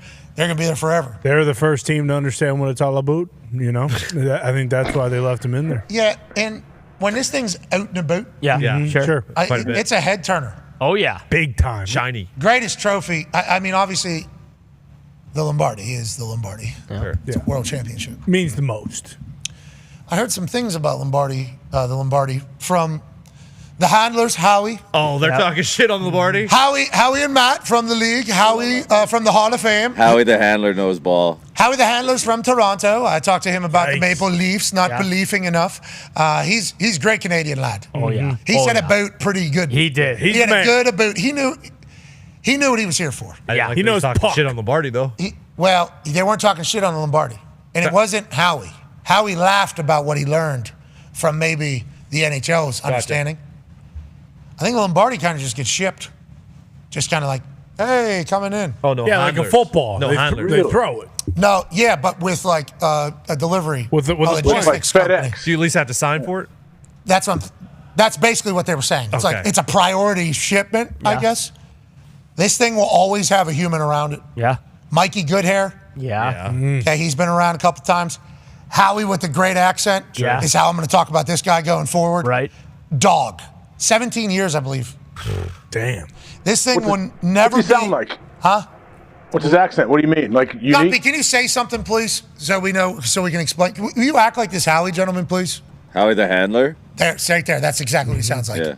Howie the handler? Everything's kind of a question. A lot of oats. Round a boot. Is a boot. I've heard a lot of boots in my day. That might be the best one I've heard. And then we said, holy shit, what are you, say that again? And he basically looked at me like, I'm not your puppet. Okay. Yeah. But I said, is this thing out and about? And he goes, everybody always makes fun of how I say a boat. And he goes like, no, that is how you, he's might be the perfect guy for the job. Yeah, I would say. He seems like just living embodiment of hockey. Mm-hmm. The way he walks even looks like he skated his whole life. I'm sure he has. Yeah, shout out to Howie the handler. He was a mountaineer before. There's a chance he was on a horse, yeah. yeah. Where was Mike though with the good hair? Is he all right? Yeah, remember they do like nurse schedules. I like that. Okay. It's like 3 days on, 3 days off. Yep. Sure. 3 days on, 3 days off. He's out in a boat. Before somewhere. Mike, there was another guy. His name is Phil Pritchard. He's now the curator of the Hockey Hall of Fame in Toronto. So they move up the chain until they. Oh, it's a corporate ladder here. That's What are they doing, Howie the handler? I assume Howie's committed to the game. He needs to be. It's kind of disrespectful that you said there's something higher than the handler of the cup. Yeah, you're right. Coming from the hockey conversation. The curator of the Hall of Fame, I think, probably considered a good one. It's not better than the keeper of the cup. Yeah, I mean, Howie the handler would disagree. He's a nice man too. You know, he is a good man. Yeah, he's lad, as they would say. He's never leaving. I am surprised Mike's not here because I thought he lived inside the case with the cup. Yeah, that is kind of how it was presented to us. Yeah. Correct. Because every time that thing was around, yeah, he's there. It was like, holy hell. I never take my eyes off this thing. That's basically what he said. Yeah. You guys want to touch it? You can. Don't fucking hug it. I think he is in there. They just fold him up and turn him off. No, Tim saw the inside. Oh, he did? Yeah, because we were surprised. Was there a pillow in there? Yeah, actually, there was nice satin in Nightlight. there. Okay. Yeah. But how about Howie just wheeling this thing around?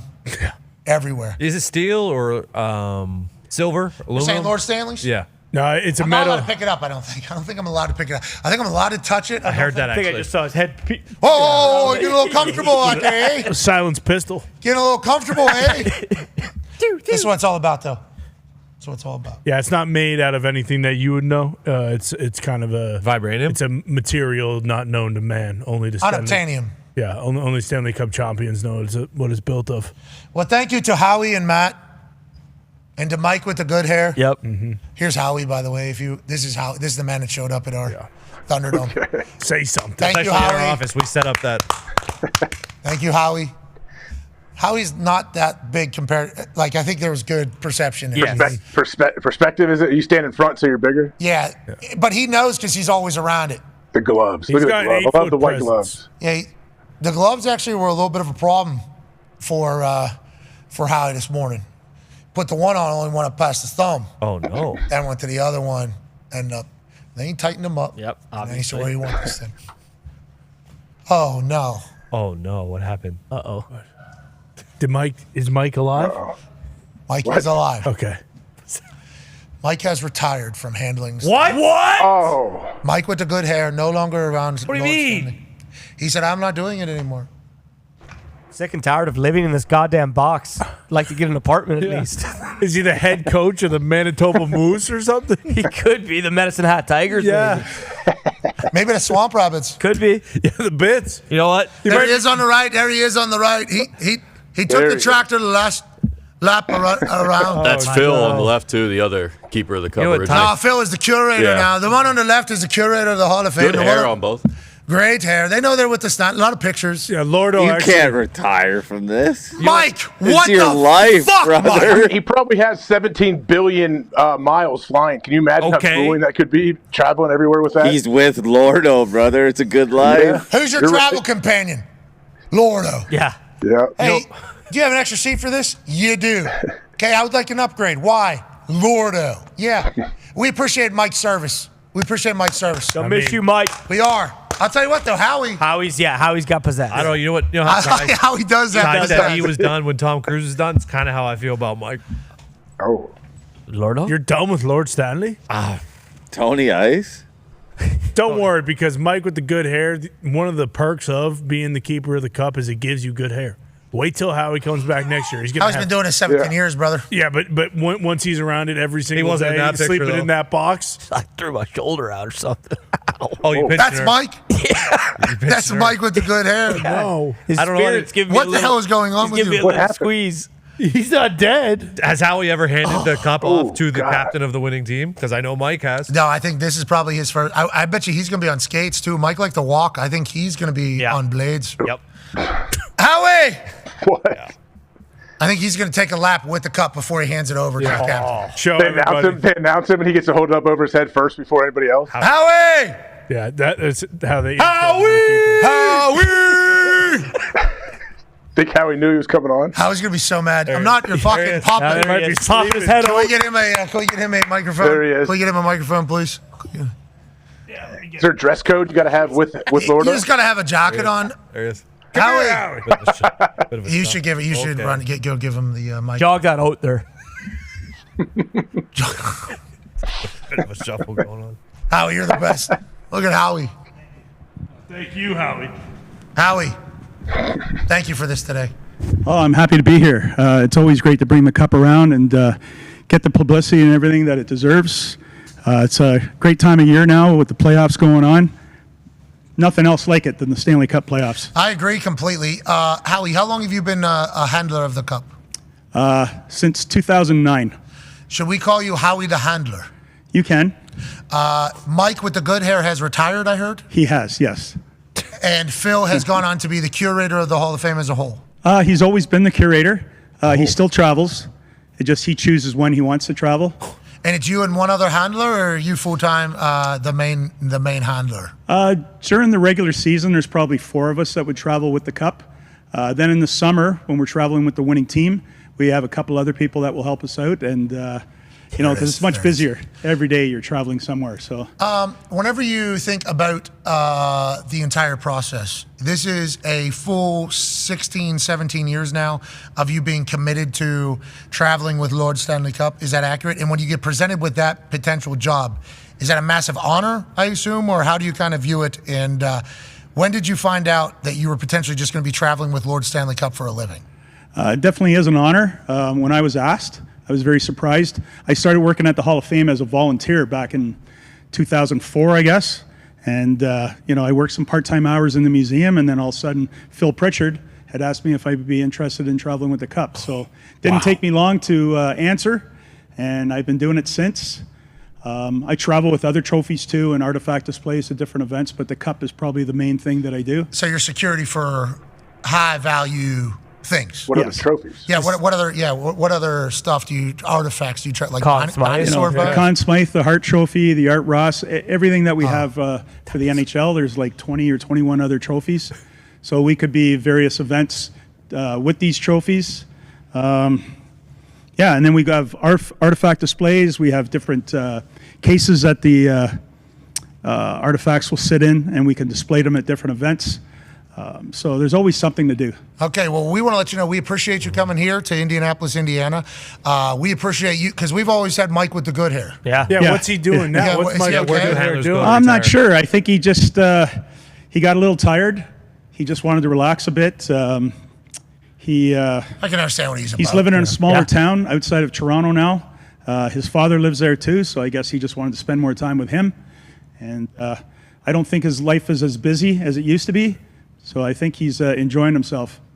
Mikey with the good hair, you done good. Yes. Real hair, You guys Mikey. do a 21 Stanley it Cup is. salute when one of the handlers retire? I'm sorry? A 21 Stanley Cup salute? Maybe like, did Mikey with the good hair get to drink out of the cup before he retired? Or I'm not sure, to be honest. I think he kind of surprised us when he did decide to go, but he put in his time for sure. Yeah. And, he deserves a big hand, of course, for everything that he did do over the years. He did a lot of it on his own. There was a lot of long days, and I don't think people really appreciate what we do with the Cup. I think you're right. But it's been a lot of fun, a lot of great experiences, and we all love what we do. I appreciate you speaking there for Mike, but also for yourself there. A lot of long days. I'm alone with Lord Stanley Cup. We are traveling to a lot of cities, a lot of places, so we can have an eye on the greatest trophy in all of sport. Last question for me. He just talked about the 21 beer salute, maybe out of the top for Mikey with the good hair, which we would like to see sometime. I asked you this earlier. You have been, because you're literally at all the not all the celebrations, but most of the celebrations the players have. So every player and every coach on every team that wins the Stanley Cup gets a day with the Stanley Cup. And you guys travel around with the Stanley Cup to these different parties, these different events and everything like that. Yes. You have seen some wild shit. Is that inaccurate? I think the fans, they kind of fascinate about some of the things we do see. I mean, they're not as crazy stuff as you might think. And everything they always ask us, what's the craziest thing you've ever seen with a cup? Well, for us, the craziest thing is like stuff that's normal. So we don't know what's considered crazy. 17 years doing this, brother. Yeah. I've seen 10,000 beers get drank and deleted out of this thing. I assume that is something that all the lads want to do. Oh, sure. They're always drinking out of it for sure. The players will maybe put their babies in it, maybe christen them. like that. There's food eaten out of it all the time too. Poutine. Yeah, Bring it poutine home. is a big one, especially for the You like guys from poutine? You Quebec. think poutine's good? Poutine is great. What about Timmy Horton's double-double? Is that good or no?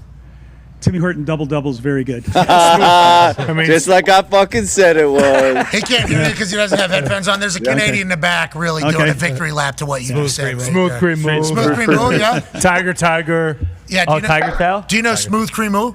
No, I don't. I'm not a big coffee drinker, so I'm not sure. Kraft peanut. Tell them it's Kraft peanut butter. Kraft peanut butter. Craft peanut butter. Oh, is it? Okay. Sounds interesting. Smooth cream move's not interesting. It's delicious. Howie. All right, Howie, we appreciate the hell out of you for bringing Lordo, and thank you for walking out here. We forced you to do it, basically. You're peer pressured into this. Yeah. No problem. Thank you. You're the man, dude. We appreciate you. Don't take Lordo yet, though, please. Nope. Yeah, need one of those blazers. Okay, grab that mic. What, the Hall of Fame? Yeah, look at that thing. It's patch awesome. is awesome. I think Phil can get you one of those, right? Phil's the guy that we need to ask for that. You guys need to sell some merch. I think you have to. It requires some, maybe unemployment first. Okay. Okay. All right.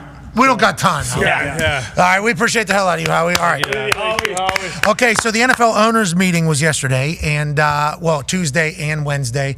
There was a vote. That's awesome, isn't it? Just sitting right there. So cool. Amazing. Howie's a dog. I love how you could tell Howie. He's a soldier for the cause. Like he is all in on that, on his gig. 17 years. 17. I don't think he's going to retire. Ever. I think he probably just goes down with the cup. Yep. And I respect that, and I love that. I think that's what hockey, is expected out of that. Yeah. So him saying we're all surprised by Mike with the good hair, I think we all are surprised by Mike with the good hair.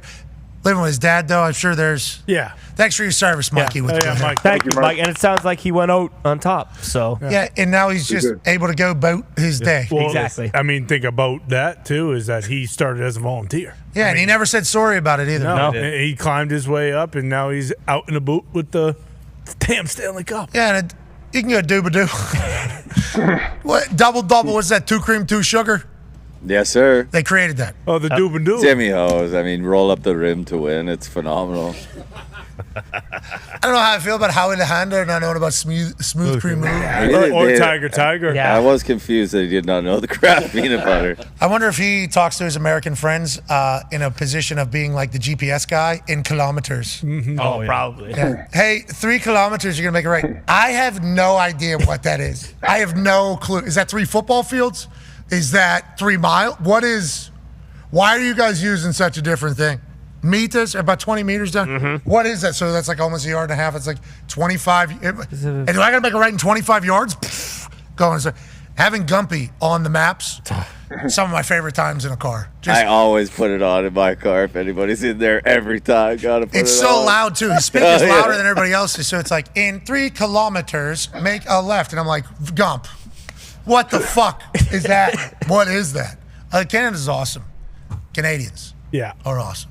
Are we worried that Mikey with the good hair either got sick of us or were the Panthers just so much that he was like, I can't do this? Elbow room got him. Yeah, elbow room. I've been here for 3 weeks straight. He saw it in the ocean. He's like, I can't do this anymore. It's on a beach. He's from Toronto, too. Oh, man. The Cup's down on the beach. This isn't a hockey time. All right. The NFL owners met yesterday and voted on new rules that were being pushed by NFL coaches and management and teams. The big one was the tush push play. The tush push was potentially going to be banned forever. Philadelphia Eagles obviously didn't appreciate that. Laurie gave a 30-minute speech.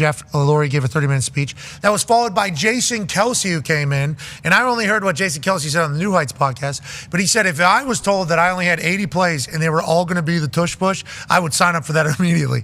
Now, we have heard him in the past say that he's at the bottom of a car wreck and that kind of thing. But that is being an offensive lineman as a whole. But Jason Kelsey went and lobbied. Laurie went and lobbied. And inevitably, it was a 22-10 vote, I think, to keep the tush push around. It wasn't just the tush push, though, with the way it was being worded, this particular vote. It was basically saying he couldn't pull or push anybody on a football field. That would take away the scrums that happen late in games where a running back gets stopped, then the offensive line comes, picks him up. There's 4 D linemen, there's 4 offensive linemen or 3 offensive linemen, and they move the running back over the first down line like 6-7 yards. Everybody goes ape shit for that because it's literally a display in a feat of strength over the other team. So I think the wording of it potentially eliminates some other plays as well that all football people would be down with. But it was certainly an attempt to get rid of the double pushing of Jalen Hurts' ass. The Green Bay Packers were the ones that presented this, and the Philadelphia Eagles take a victory lap after it doesn't get past the ban and say push on. Guess who they're playing in that game? The Green Bay Packers. So that was great use of social media there. Great use of social media there. The teams that were very loudly against the ban of the tush push were everybody you would think it would be. Everybody you think it would be. Yep. It was Coach Sirianni. Playing football. John Harbaugh, we're playing football. Motor City Dan Campbell, we're playing football. Hell yeah. Mike Vrabel, we're playing football. Come on. Aaron Glenn, we're playing football. Basically, every coach that you thought would be, we're trying to take football out of football, was against it, and then some. So the tush push stays, AJ, and congrats to Philadelphia Eagles. 1st and 9. 1st and 8.5 every time they get the ball, brother.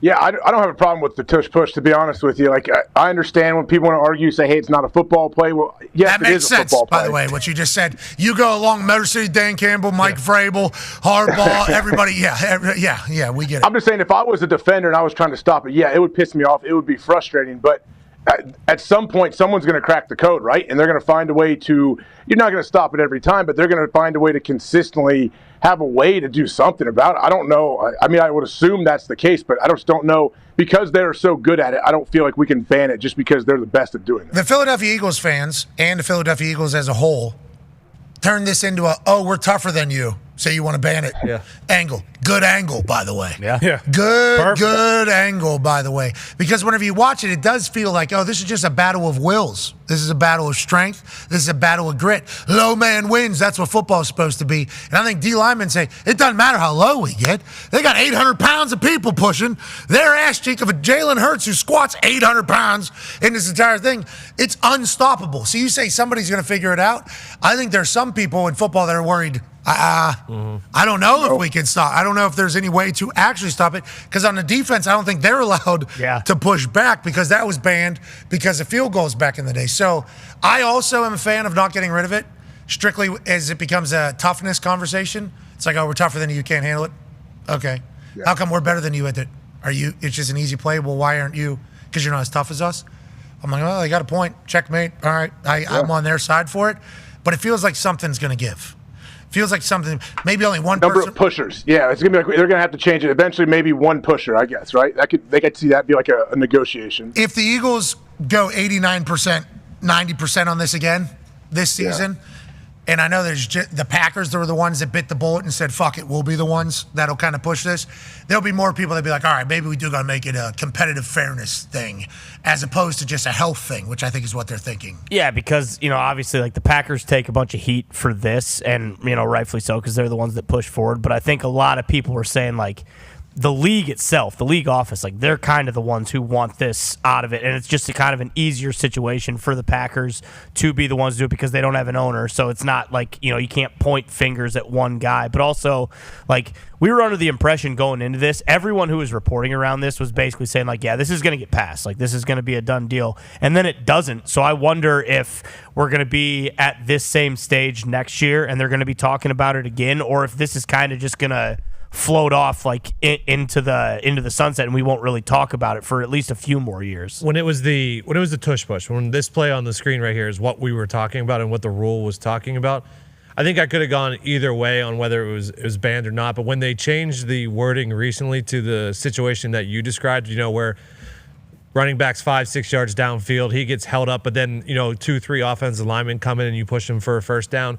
Or there's many times when the ball carrier stumbles or whatever, and an offensive lineman or a teammate holds him up and then kind of throws him for 3 yards or something like that.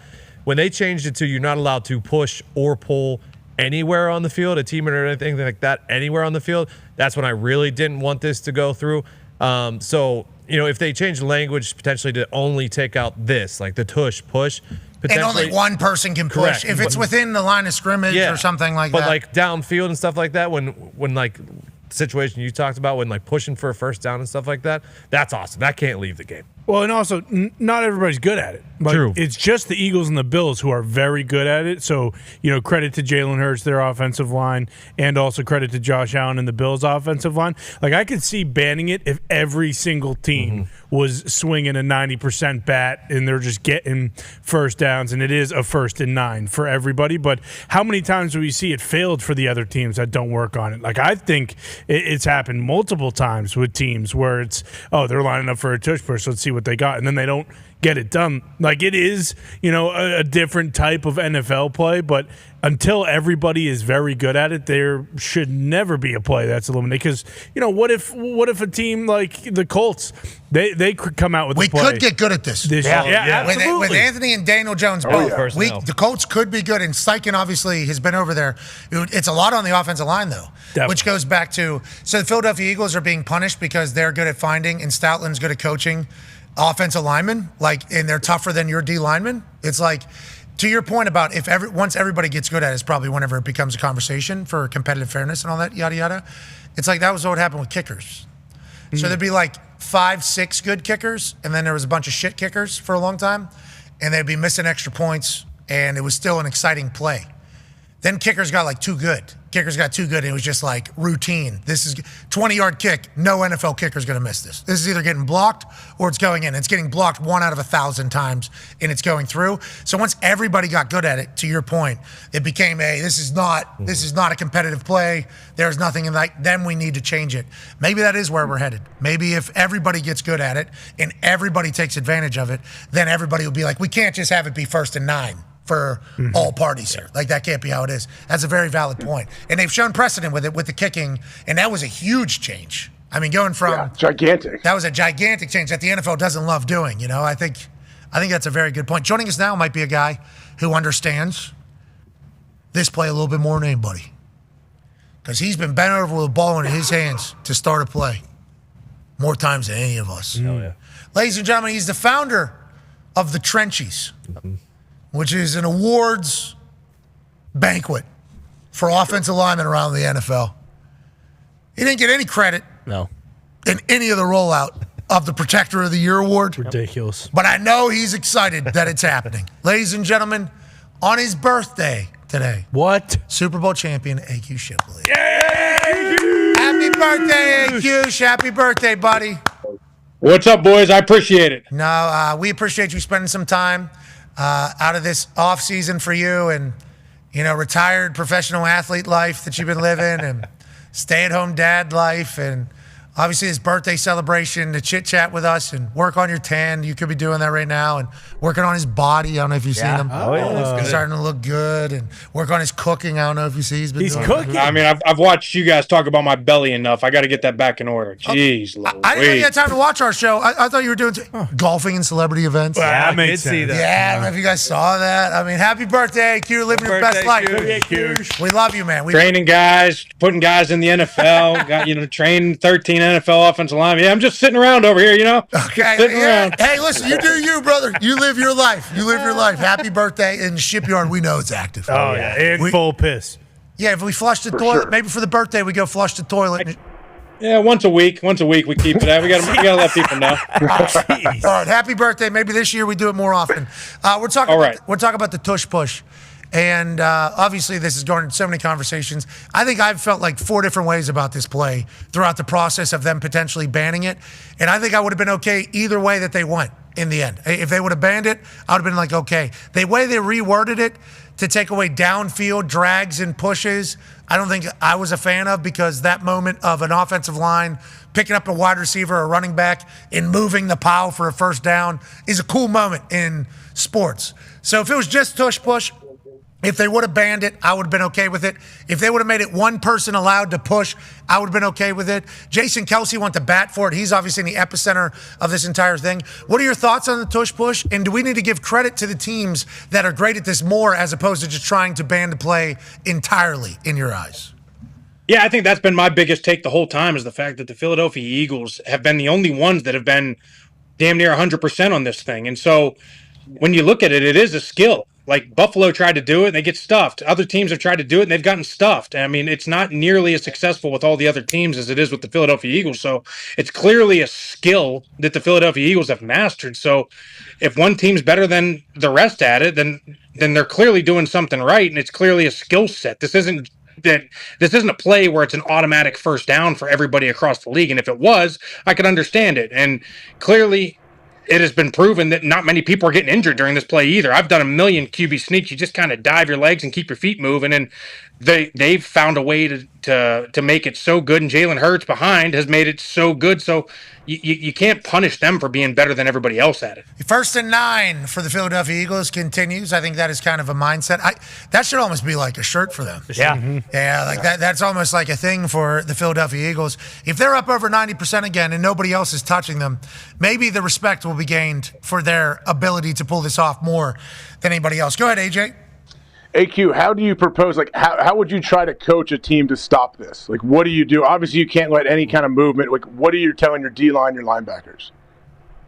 Listen, the biggest thing is you have to get off on the snap. Clearly, the offense has the advantage because they know the snap count, so they're able to anticipate that and get out on the snap. But if a defensive line can somehow get a tell and dive at the legs, because that's what you have to do. Like, the offensive linemen are doing such a good job of anticipating the snap, getting off first, and then once you create movement and you get the push from behind, it's over. So you have to stop the initial movement and then have people flying up over the top. You've been in that mode where you've seen the linebackers jump the pile and kind of get that stop. But, it starts with getting off on the snap. And if you can get some anticipatory tell on what the cadence is or what the snap count is going to be, that is going to be big. How old are you today? 39 years old, boys. 39 with an anticipatory droppage. Yeah. This might be the year for AQ. Yes, it might This be. might be the one. This really might. Let's go. Okay, so that's when they started doing the hard count, and then the Chiefs were just jumping over top, and then the ref said, we told the defense that we can award a touchdown here if they want to keep doing that. And that's because the Eagles can just add a hard count in there and keep everybody off balance. They got the league in a bind, and they're way behind. Everybody else is way behind, and that's why Jeff went in there for 30 minutes and was like, we don't like football anymore. And then Jason Kelsey comes on the back end of it and he goes, Vrabes, you don't like ball? Dan Campbell, you don't like ball? Not tough enough, huh? Aaron Glenn. Oh, you're not tough anymore? John Harbaugh, Baltimore? Huh. You guys aren't. What is going on? All the teams that backed it are exactly the teams that you thought they would be. Like, it is exactly who you thought it would be. Congrats to Especially them. the Dolphins. It survives for, you're right. It survives for another year. And congrats to the Eagles. Now, let's talk about congrats to the offensive linemen as a whole. Protector of the Year coming to the NFL Honors Show. Yeah. Wow. Yeah, that's cool. Yeah, it is. That's cool. It is cool.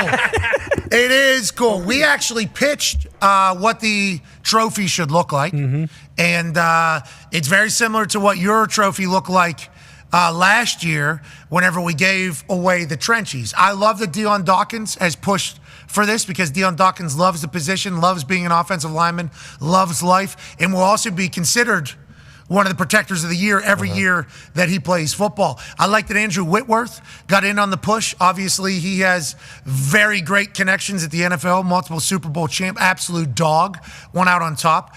And we think that this is what it should look like. Just put the protector underneath that. Let's go. Yeah, I think we get rid of the trenchies word there, and we put the protector. And I think they handed out the NFL honors. And AQ, I think you should feel very proud of yourself influencing an awards or award show maybe for the offensive lineman. Pretty cool. There's no doubt about it. I mean, listen, we've been talking for years. I'm a big believer in the offensive line. They need to be recognized. It's tough to recognize because there is no stats.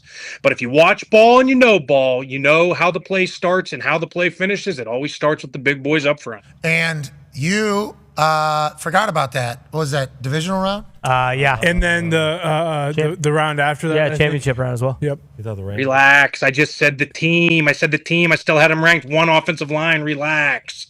Yeah, but we said if you have a good offensive line, you win.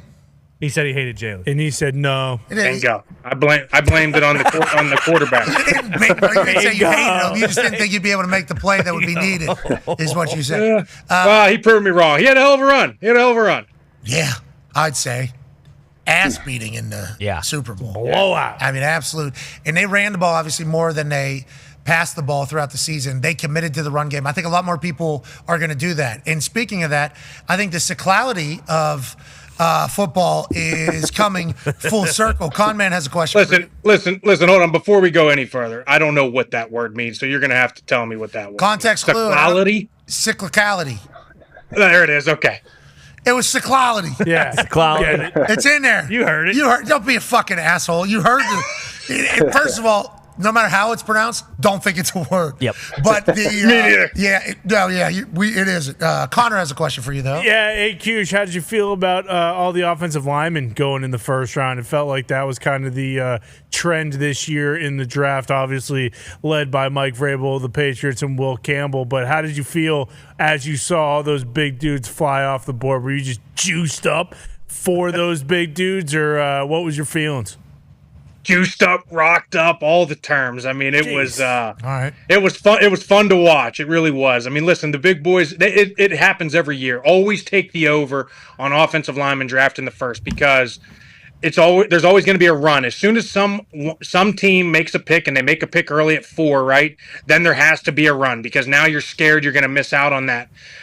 I think offensive linemen their track record of being able to play and be able to play with longevity has been proven more than the skill positions, I think, over time. And so when you see that and you can find a cornerstone, once one goes off the board, they all start to go. And in typical fashion, the Chiefs get a guy who probably was the best lineman in the draft because of an injury with the last pick of the first round. I mean, Josh Simmons, what a pick by them at the end of the first, and just I think it finished with 2 picks on the over. I think the over was 6.5. I think it went with 8 in the first round. I mean, it's a big number of offensive linemen. It was a good group. We will see how they perform at the next level.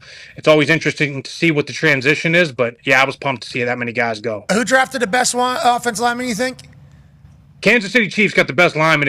I think Josh Simmons on tape, what he put on tape at Ohio State was incredible. He probably would have been the first guy picked. He tears his patellar tendon against Oregon halfway through the year, and teams were questioning that. But talent-wise and what he put on film, he was probably the most talented guy. He probably would have went 4th overall had he not gotten injured. How old is he? 21 years old, transfer from San Diego State, comes over to Ohio State and just balled out. He'll be able to recover, though, we think, from the patellar tear is what we're saying. Yeah, I think that's a questionable injury if you're 30, 31, 32. But, I mean, at 21, he should be able to pop right back into that thing. And Chiefs get themselves kind of a steal at the end of the first round. Of course they do. Go ahead, Tone. Yeah, teams were actually super surprised at how quickly he healed, that he was. I remember at the Combine, they were all like pleasantly surprised at how fast he was healed. Then I'm pretty sure he was medically cleared by the time the draft happened or whatever. How was the Mahomes outing? Did you make any new best friends with any NFL players at the Mahomes outing? Had a great time with Amendola and Edelman. They were a lot of fun. Oh yeah, shocker. Spent some time with Whitworth. He was great. And then Steele Lafferty, one of the best wakeboarders, I guess, in the country. Had a great time with him. Great golfer. Daniel's son. Lafferty Daniel's son. Steele Lafferty. Really? I believe so. Lafferty Daniels. Daniel Lafferty? One of the GOATs. Wow. We saw you mingling out there. I think you represented well. How was the golf game? Did you play well? Golf game was really good. Practice round, I was driving the shit out of the ball, about 310 down the middle. Surprisingly, there was a par 4, it was about 375 on the green putting. I hear a ball hit into the front of the face. That's old Patrick Mahomes bombing one, about 365 carry into the front face of the green. I was like, whoa. He's a guy, huh? In golf, obviously he's a guy at everything else. He has those 2 par 3 holes we saw at his house, and he's a former baseball player, right? Like very good baseball player. He's hitting the ball 365, you're saying, in Vegas? So he does that in the practice round. I was blown away. I was like, whose ball was that? They're like, oh, that's Patrick's. Like, geez, he was in the group behind. And then during the tournament, Marty Fish drives the green. He hits it like 375 to win the long drive on that hole the next day. Marty's a monster. Yeah, I'm coming for Marty someday, though, on that golf course. Amen. Yep. Yeah. Marty can play, man. Marty can play. Yeah, I heard. Yeah, does he come out of the slot? Yeah, can he get that thing? I don't know if you've heard. I got a new swing. I don't know if you've heard. Yeah. No, let me see it. Well, we still fading the ball over there? No. It's coming out of the slot. I'm hitting the ball perfectly straight. You see what Rory's doing there? And JT and whoever that guy is, and that guy, and that guy, and that guy. Swing. There's Scotty. Oh, that was Scotty. Okay, yeah. I'm pulling now. Yep. I'm pulling now. I'm pulling that thing, coming down out of the slot, and then bang the bang. Hit one. I love it. I've only hit one ball, I love really. it. Nothing like an internet golf lesson. Internet golf lessons are the best. They only make me shank the ball 400 times after I could do an internet golf. I told the story about the unduffable. Do you remember that thing, the unduffable? Do you remember that wedge I bought on the golf channel? Bubba stole it. Yeah, Bubba, he might have stole my unduffable. I think it's behind that putter, is it? Yeah. You remember this, AQ? I bought this thing watching the Golf Fix at like 3 a.m. It was considered the unduffable. I think we went to GCI. I do remember that. Yeah, I think we went to GCI literally the next day, and I took an entire chunk out of the fairway. And I was like, this thing lied to me. And I believe you were a little negative. You thought I was a little bit naive, thinking that a golf club was going to be able to fix everything about my golf problem. And I'd like to let anybody know if they can figure that out, I would like to buy those clubs. Okay. Well, I think that thing is also a lie, because I think I've tried to chip it on your putting green over there, and I think I bladed it right into your office door. So I'm not sure that thing works. It's not a duff. That's a blade. Sure. That's on you, brother. Happy birthday, Goose. We appreciate you, man. Appreciate it. Yeah, you too. All right. We'll wrap up here on ESPN. We'll continue on YouTube Plus. No, just YouTube. YouTube Plus, ESPN Plus, Disney Plus, TikTok Live, period. Bingo. Boom. That's where we'll be. Be a friend, tell a friend something nice that might change their life. You have no idea what's going to happen tomorrow. Let's take advantage of today. All right. Sweet. Anytime somebody passes away, that's like the whole, it's hard not to do that, you know? Perspective. Yeah, it normally takes pretty serious things to get real perspective for people. That was crazy. Walking around with my daughter, Mackenzie. Sam, recovering from surgery she had. She's kicking ass too. Absolute dog, Sam. She's a beast. What she's had to go through and just like, so inspiring. But a lot more time, me and Mackenzie doing like, you know, one-on-one time, me and Mackenzie. It has been awesome. I'm running around the house with her, you know. And then we had this room in the house, smaller room. And it's like got some small steps up there. It's like a secret room that was created by the previous owner for his kids to like make like, it was like literally created for kids to like kind of hang out, turn on some music, you know, depending on how she's feeling. You know, Mambo number 5 has been getting her really. It's a good song. Yeah, because she can count. So 1, 2, 3, 4, 5. She feels like she's a part of it there. And then it has like good bop in there. And there's 2 lights in there. And she has found where the light switch is. And now we don't want the light on in there. Okay, but there's no windows in there. So it's a little dark except for the thing in there. So I have my flashlight out now on her with the song playing. And now she's dancing with her shadow, right, in this room. Pretty sweet. And then all of a sudden I bring in the... Yeah. Right? Oh, yeah. And she goes, no. So she like starts running for her shadow away from Big Shadow. So we're literally just running laps around this room. 10, 15 minutes and running from my finger, just doing this around it. It was so much fun. Like just, it was so cool. And we're about to take her to bed or whatever. And I opened the group text and it had been sent in, the tweet or whatever. And it was just like, I was in like disbelief almost. Like it just kind of came out of, you know, you never expect that. Because there was like a lot of things, you know, not going great, I think, for Mr. Irsay, Jim Irsay. Like I think we knew that, we'd heard that. There'd been like speculation and stuff, but nothing really out there. But I was just like, Jim will get it, because Jim's had to do it before. I think like the thought was always just like, Jim will figure it out. Jim will figure it out.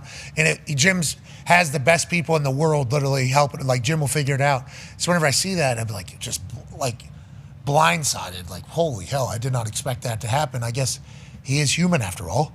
Like he is human, so this was going to come. And then you immediately think about like his family and his crew and everything. It's just like perspective. And then holy shit, that came out. I think there's so many. You just got to appreciate what we have. We just got to appreciate the fact that we're here. Yep. You know, I think we got to appreciate. Don't have to agree with everybody. Don't have to get along with everybody. Don't have to be happy all the time.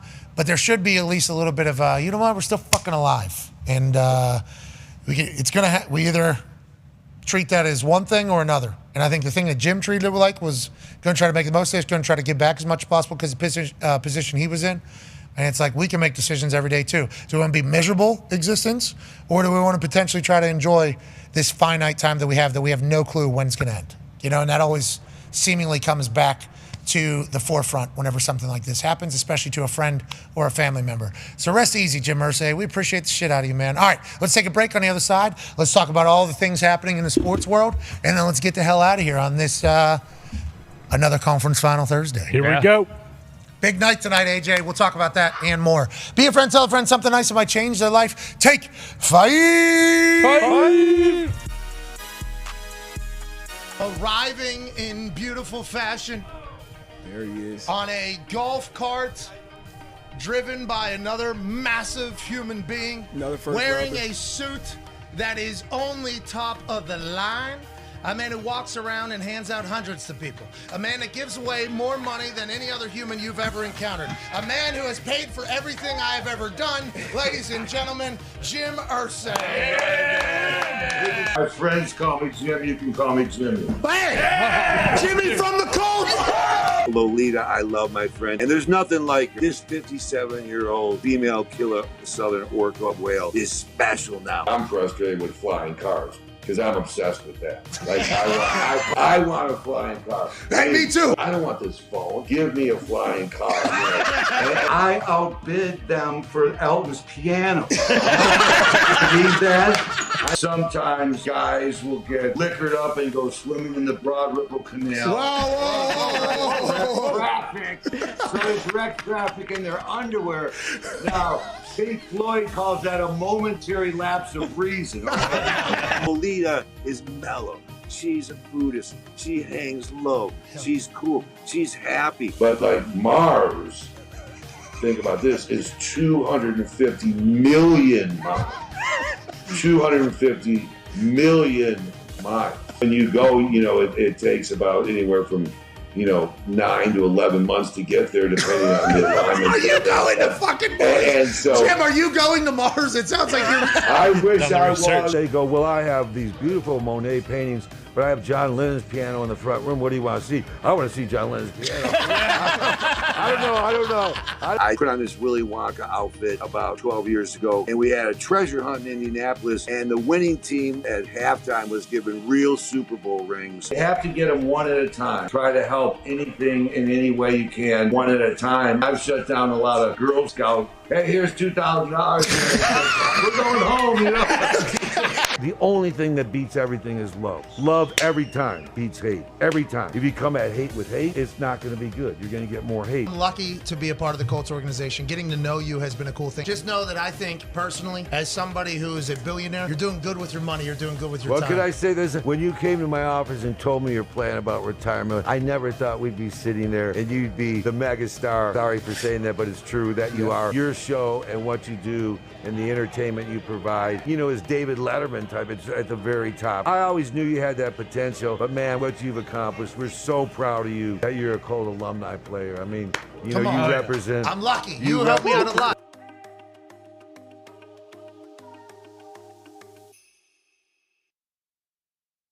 The legacy of this great sport and the World Heavyweight Championship belong to me.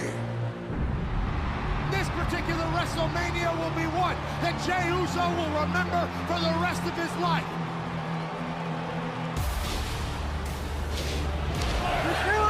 I told you!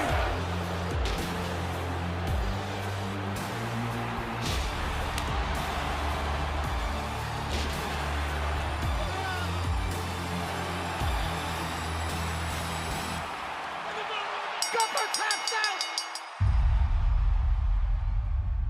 Jey Uso's world champion, Gunther, tapped out. You did it, Jey. Gunther tapped out.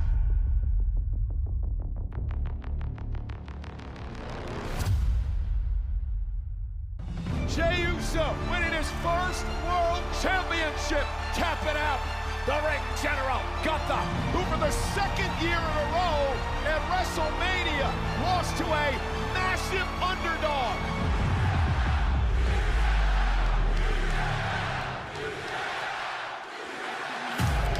Sick and tired of YouTube. Michael, if you got something to say to me, tell me right now. Look, I'm doing my job. I'm not the one who tapped out.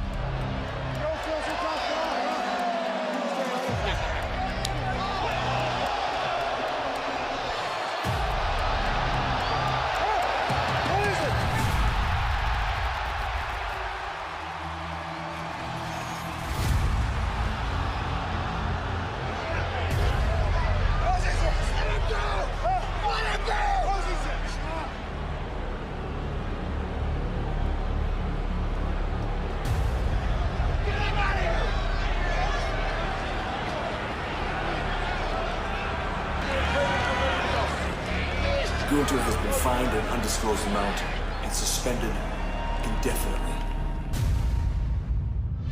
I think there's a lot of people that have forgotten who the hell I am. You must ride for those that ride for you. You're either with me or against me. You got a problem with Cole, you got a problem with me, Gunther. I want to fight Gunther ASAP. We can lift the suspension on Gunther in a sanctioned contest at Backlash. Deal.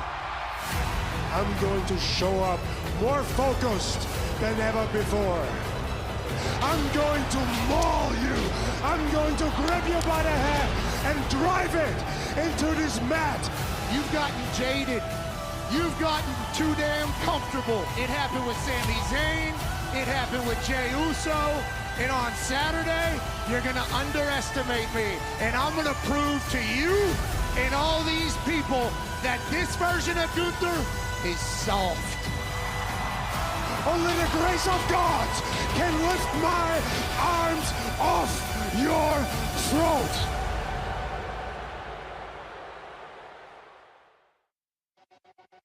My partner and friend, Pat McAfee, steps into the ring to face the ring general, Gunther.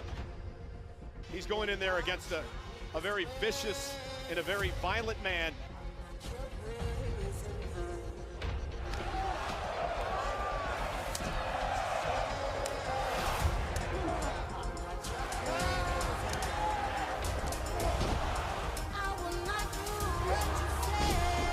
Enough of this, end the match! Michael Cole has left the damn desk, you absolute nutcase!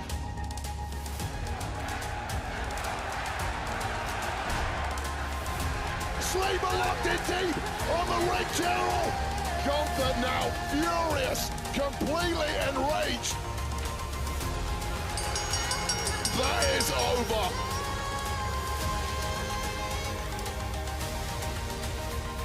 A rare, rare show of respect.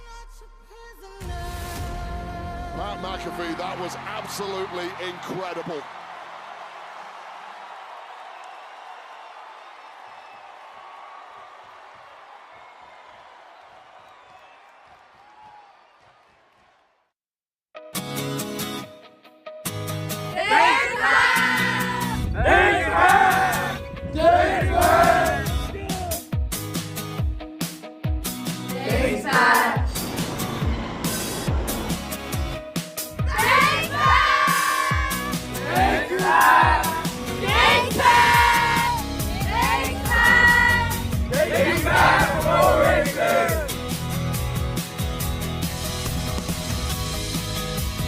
Thanks, Pat!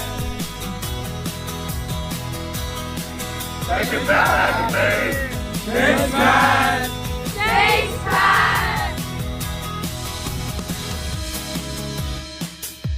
Thanks, Pat! Thanks, Pat!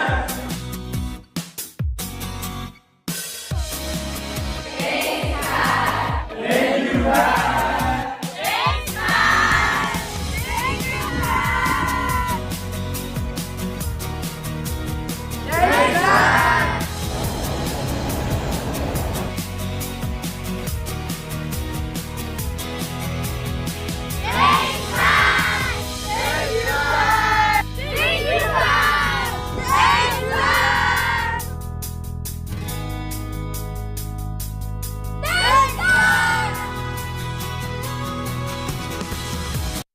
Hi, how's it going? My name's Pat McAfee. Used to hold balls for Adam Vinatieri. Now I'm in his home state.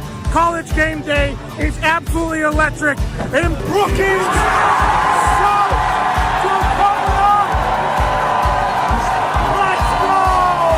College Game Day has made the voyage to Brookings, South Dakota to experience a game with the best fans in college football.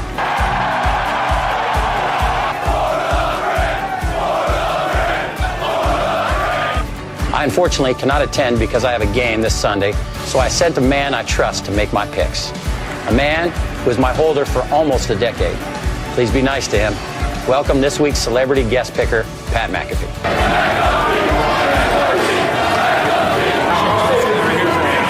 Go big, go blue, go Jacks. Hosting Auburn. Yes, everybody saw this. The best fake punt in the world. What do you think, Pat? I absolutely loved it all the way up until execution time. That is not what we like to show in the brand headquarters in punting and kicking world. Oh, dance off. Oh, let's get weird. Yes. Duck that, huh? Bang! right off the top of the dome. That makes it a lot easier when you got a dummy standing right in front of you like that. Running. He's High Daniel Russo. Wax on, wax off, knee to the face. World Series. Go, yes. These teams stink. With that 15, they celebrate by doing shotguns, and I know they figured it out. I'm going with the University of Virginia Cavaliers. That was great. Whoa! I will never, ever in the history of my life bet against that ball. Oklahoma State is the winner here. Not so fast again.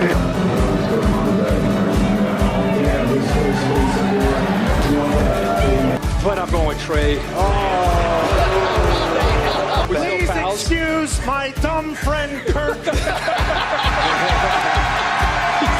Look at this crowd. They've been out here since 4 a.m. College game day comes to town. They lose their mind. The population of this state is about 800,000. And when the Jackrabbits take the field, they're alongside all 800,000 South Dakotans. The Dakota marker was in Fargo for far too long. Today, 5 o'clock local time, the Dakota marker is back in beautiful Brookings, South Dakota. Military school. They might be the Jackrabbits, but they're the GOATs today. Ladies and gentlemen, South Dakota State with the win. Give me that price in. No, don't do that. No. Leave. Coach. No. We're still bringing it.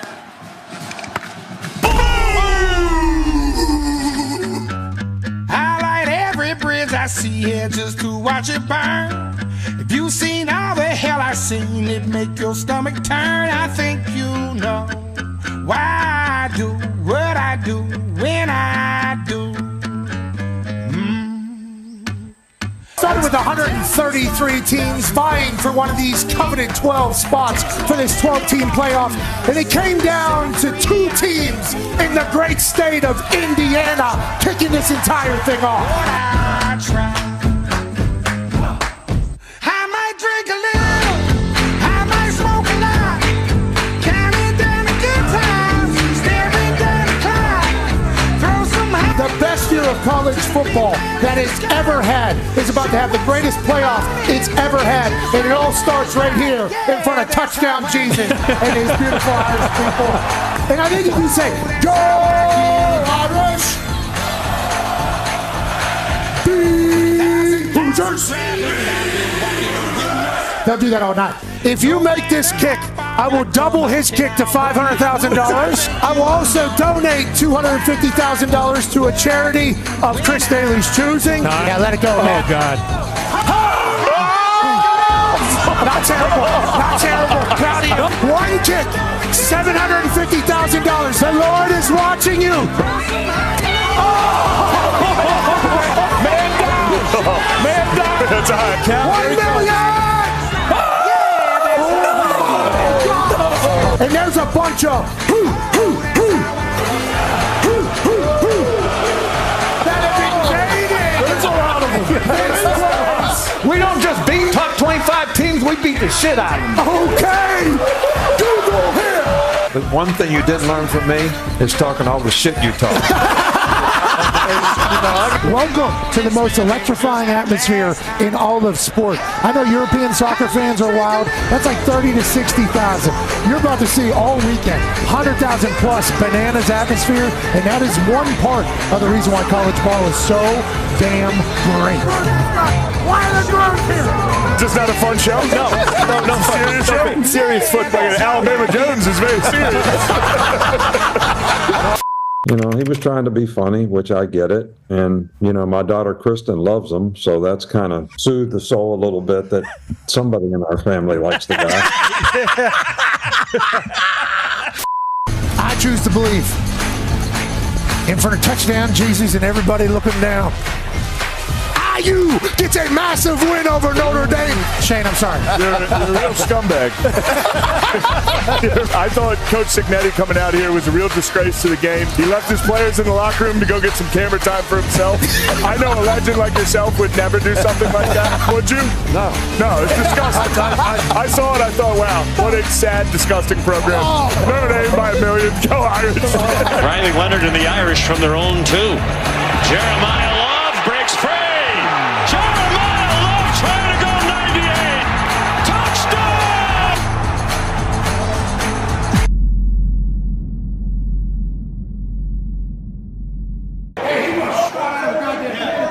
Might be fiction for a blowout here, fellas. Couldn't wait to get to the wonderful state of OH!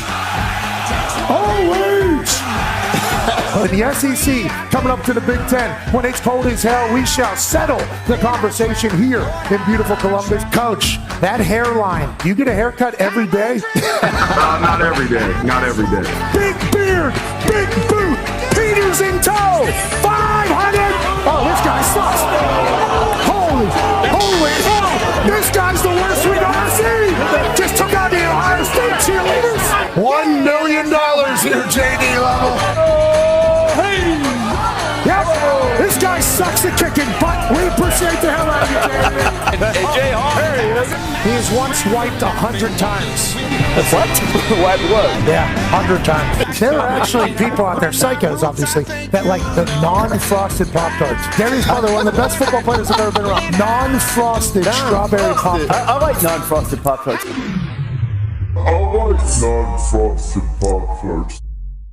Now, I, at one point this year, was the mayor of Cocktown. You were the mayor? Mayor of Cocktown, yeah. They voted me in there, and this is my How do you become the mayor of Cocktown? You just got to go around and say, listen, I heart cock.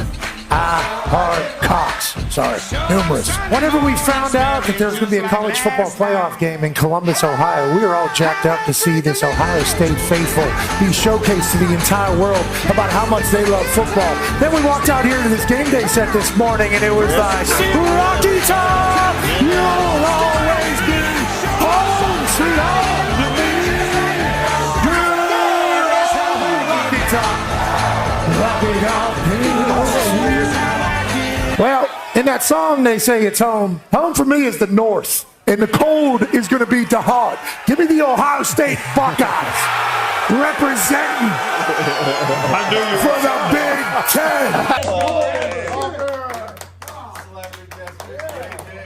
How cool was Sean Perkins, the Ohio State football team, for allowing us to hang out in their facility pretty much all day Saturday? They had 5 TVs set up, a bunch of recliners. Roosters supplied some phenomenal food. The Arctic temperatures. AJ Hawkins saw 2 moments. Gary's brother from South Florida. He's fucking in for it. You check up on him about first quarter, fourth quarter. It's all we want. It's all we want. It is. And Travion Henderson in the open field. Travion Henderson is scoring another ton for the Ohio State Buckeyes. Story of the game thus far as Chip Kelly is going mad dummy, bruh. All of Ohio is excited. They were singing long neck, ice cold beer never broke my heart. First read, second read, third read, scramble, ball on the ground. Check down. Would hate to be a Tennessee fan or a chair near Morgan Wallen because they have no hope right now. Will Howard, check. Jeremiah Smith, touchdown! By and large, these games have absolutely stunk, Pat. Peter Herbstreit raising absolute hell. A couple people up here with that smoky orange face paint on that are feeling like real assholes right now. As we look to the exits, and the Volunteers fans are saying, get my ass back to the South. This one's over. Bounces it. Touchdown! Ohio State. Boys, that was wide ass open. He's got left hand. 500 drones. Ones that we know about. This game's over, but we're still bringing it.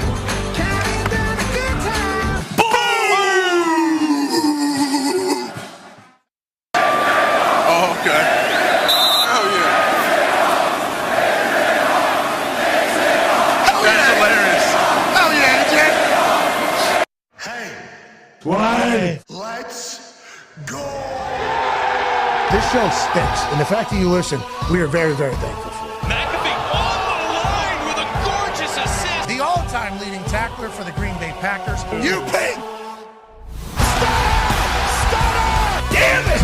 Be a friend, tell a friend something nice could change their life.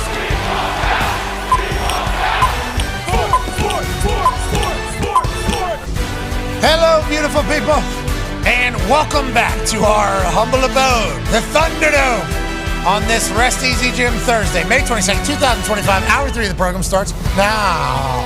Sports! We just watched Howie exit the building as Lord Stanley Cup made a visit for the first 2 hours of the program, and now it's on its road to wherever as we celebrate the Stanley Cup playoffs still happening. Eastern Conference Finals, Western Conference Finals last night, and the Edmonton Oilers had a 3-1 lead over the Dallas Stars going into the third period. Then the Dallas Stars got incredibly hot. They scored 3 goals within the first 6 minutes of the third period, took the lead, inevitably won 6-3 after an empty netter was slaughtered at the end. 1-0 Dallas over Edmonton in the West, 1-0 Florida over Carolina in the East, and tonight, the Hurricanes and the Panthers, there could be some fireworks to start this entire thing. Now, I've done some more investigating, some journalism with the hockey people. That's AJ Hawk. Talks to tables here at Boss Connor at Ty Schmidt, one half of the Hammer. Dahn. Cowboys, Tone Diggs. I've done some investigating because in my eyes, I didn't remember like an Eastern Conference Final war. Right? Full line brawl. Has it ever happened? I don't think so. But that's because at this stage it would be very dumb to do that because of penalties and power play and everything. But with the way the Panthers were acting after the last game, with what old buddy did to Marshy, which was, I think, deemed scumbag behavior by Bush League. All Bush League stuff by all hockey people, I was like, wait a minute. There's a chance that we get a sticks, gloves, shirt as soon as the puck is dropped to start this entire thing. The Florida Panthers are going to have to stick up for their guy because that happening right there was a clear and obvious. This guy's trying to weaponize a puck right now. Now, granted, guys will dive into pucks. Like that is certainly what people will do. Guys get hit with pucks. That's why you see busted grills all over the league. But dudes just blasting pucks into guys is like a Bush League teenager high school move. Soft. Yeah, so Marshy was like, excuse me? And he fights the guy immediately, which I think any hockey guy would. I think that was a direct happening. Pavlov's dogs. You do that thing, there's going to be an immediate fight afterwards in the NHL, especially with Marchand. So, Marchand getting kicked out after he was mad at the refs, like, you guys don't know puck. And then the way they reacted afterwards, talking about like, we have no comments. It's like, I wanted to know, is this going to be a 5-on-5 fight as soon as the puck drops tonight? And I guess a lot of people aren't expecting that. What the hell? Well, big bombs, though. Big hits. They're thinking, though, that old buddy, his first is going to be there's going to be It's going to be a nail. Couple runs. Yeah, there's going to be some runs. There's going to be they think the Florida Panthers are, because just like I assumed, and then I changed my mind completely because of the situation, nobody wants to give up a penalty. Nobody wants to give up a power play. Look what the power play did for the Dallas Stars last night. Yeah. 3 of them straight in the third period, 3 straight goals within 6 minutes. All of a sudden, the Dallas Stars now are in the lead. They were down 3-1 literally 6 minutes ago. So the power play is a big deal, especially in the Eastern Conference Finals. You're so close to the Stanley Cup Finals. It's like the fight, I guess, is not necessarily a thing we should be thinking is going to happen immediately. Damn. But it is going to be. But they're going to take some good runs. The boys are going to take some runs at him, I guess, legally when they're allowed, like within the parameters of the rules. So then the Hurricanes are going to have to defend, buddy. Even though they didn't. Are they equipped? Do we know? I know Florida, the Panthers. I know Patty Maroon. Like they're a heavy team. They're going to wear on you. They're going to wear you out physically. Like, can Carolina? Can they compete with that at all? Yeah. Is Carolina have any bodies that are there to protect maybe the rest of the boys? Because we've seen this in the past where a team has felt obligated to have to fight for a teammate, and they were by far the beta team on the ice. There was an alpha team waiting for them on the other side, and these guys just basically sacrificed themselves for the good of the team and to be a teammate, and that happened. You're asking if that's a similar situation for the Carolina Hurricanes right now with the Florida Panthers. Let's go to the back row back there. Former host of Hockey Talk and also a man from Canada, one half of the Hammer, Dahn Cowboys. Bubba Gumpino in the hat, Nikki Skates with the hair. Is Carolina equipped to battle the Florida Panthers, or is this going to be a bully fest here tonight, potentially? To put it simply, no, in the sense that they don't have like a fighter who's going to go out there and chuck knucks like a Tom Wilson would. They have guys, though, like a Jordan Stahl, Jordan Martinook, bigger guys. Like Martinook's 6'1", 210 probably. Stahl's he's like 6'4", 210, 215, 220 probably. They'll battle. They're not going to shrink from it, but they're not going to go out there and just, throw bombs and turn it into a gong show. They'll stick up for their guys, but I do expect some type of retaliation from Florida, whether it's taking runs at Goss's Beer legally or, maybe play it on the edge a little bit, giving him a couple little extra shots after the whistle, things like that, some face washes, getting in his grill and giving him a hard time all night. I do like that Canada's sport is known for, is that right? We're going to fight. Gumpy, you were befuddled by this entire situation yesterday. You went so far as to lie about the situation to try to make it seem like a bigger deal to others so that they would understand the way you feel about the situation. Are you still in that situation about this? Yeah, I mean, the way Marshawn reacted tells you everything you need to know. Like, he would rather be punched directly in the face than get a slapper ripped at him from the own blue line, I did see a certain section of the internet going, we're upset and mad and shocked that someone did this to Marshawn. We're now champion. Well, exactly. I think that's why it's even more so. It's worse. This guy has licked people's faces. Yeah. Game one, dude. Game one of this series. He's already in your kitchen that bad? He is all the way in there. And he's cooking in cooking there. bacon. That's in his underwear. All right. Good luck to the Hurricanes tonight. I think this Florida Panthers team probably get a little added motivation going into tonight to be the tougher team, which they already are. So that'll be something. And then obviously the West play tonight, Timberwolves and the Thunder. We will watch that. Big news coming out of college football. Heather Dinich of ESPN joins us. Yeah, Heather, sorry we got sidetracked there with the hockey fighting and everything. Massive breaking news from your Twitter account that we just saw. The 12-team college football playoff will now be a straight seeding model this fall, rewarding the selection committee's top 4 teams with the top 4 seeds in a first-round bye, multiple sources have told ESPN. The 10 FBS commissioners and Pete Bavacqua, who's the Notre Dame athletic director, comprised the CFP's management committee. They reached the agreement this afternoon. Okay, so we think everybody thinks this is smart. We knew that whenever they went to the 12-team playoff, they were going to have to evolve and adapt to make it better for the second year.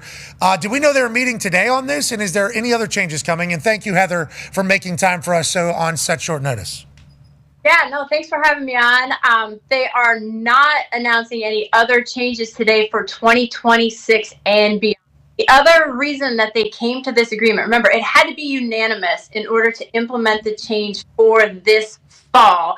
And one of the reasons they were able to get to the unanimity is because of the financial component that was added to it. Sources told me that if you're one of the 4 highest ranked conference champions, even though you're not going to get one of those top 4 seeds or first round buys necessarily, you're still going to get the $8 million that Boise State and Arizona State got. $4 million for getting into the playoff, and then $4 million for advancing to the next round for a total of $8 million. So to be able to keep them financially whole was part of this deal. Okay, so I love that, and obviously that source is probably calling you with more information on how they got to it. I think everybody kind of agreed that this was the right move. I think didn't it seem like everybody in football, both fans, coaches, and obviously the committee felt like this was the right move after year one? Yeah, and last time we talked on the show, I told you that everybody in that room felt like this was the right thing to do for college football, but there were some hang-ups in there because there were some people in the room who wanted to tie this conversation to try to use it as some leverage for 2026 and beyond, because this is a very divisive issue for the future of the college football playoff in terms of automatic qualifiers. The SEC and the Big Ten want guaranteed spots. Well, how many do they get? Do they get 4? What does that mean for the ACC and the Big 12? Those are the conversations that are going on, and there were people in the room who said, hey, if you want to do what's right for college football now, let's tie it into the big picture and make sure that we're doing the same thing for 2026 and beyond. But it's divisive, Pat. We don't know how. College football seemingly divisive. Always has been, always will be. But damn it, it is a beautiful thing in its entirety. You just talked about guaranteed slots for these conferences because they want the championship games not to be held against basically their teams. If you fight hard enough to get to the championship game, it better not be held against you. They want, if you make it, automatically in, which leads to Tone's question. Yeah, Heather, obviously 12 teams now, and then it was 14 teams was rumored to be the next one. But is there any chance that we skip 14 and go directly to 16, and when could that happen? There is some consideration for 16, and part of the reason for that is to allow for more at-large teams, allow for Notre Dame, obviously, which has some protections in the future iterations of the next contract of the college football playoff. So I would think it would be 14 or 16. It certainly seems like there's some momentum for 16. But I'm telling you, I am not going to try to predict the automatic qualifiers because there's going to be some pushback. There already is pushback, not only from within the room, but there could be some political pushback as well as far as politicians, people in Congress, all the way up to the top. We'll see what happens with that. I know the people of West Virginia aren't going to be happy you keep slighting the Big 12 like that. Yeah. But I think the Big 12 potentially doesn't have as good of a seat at the table because West Virginia hasn't been in the conversation for a couple of years now. So once Rich Rodriguez and the boys over there put their big boy pads back on and we're at the table, maybe the Big 12 get a little bit more respect over there, as they should. Got Prime over there, too. Come on. Yeah. Big 12 is about to be... Don't look now. Okay? Don't look now. ASU. Oh, my God. Scatterboo just came. What do you think he's about to do with the future? Yeah. Yeah, the SEC needs to, because guess who's coming? That's the Big 12. Mountaineers. But it'd be the Big Ten because they're the premier conference in the. Yeah. That's what I'm saying. It's the Big Ten, the SEC, and then the SEC's doing this one. Guess who's coming? Big 12, brother. Okay, don't worry, though. We got the Big Ten. We got enough good eyes to be looking at the top of the mountain right now, though. I'll let you know that. Big Ten's going to...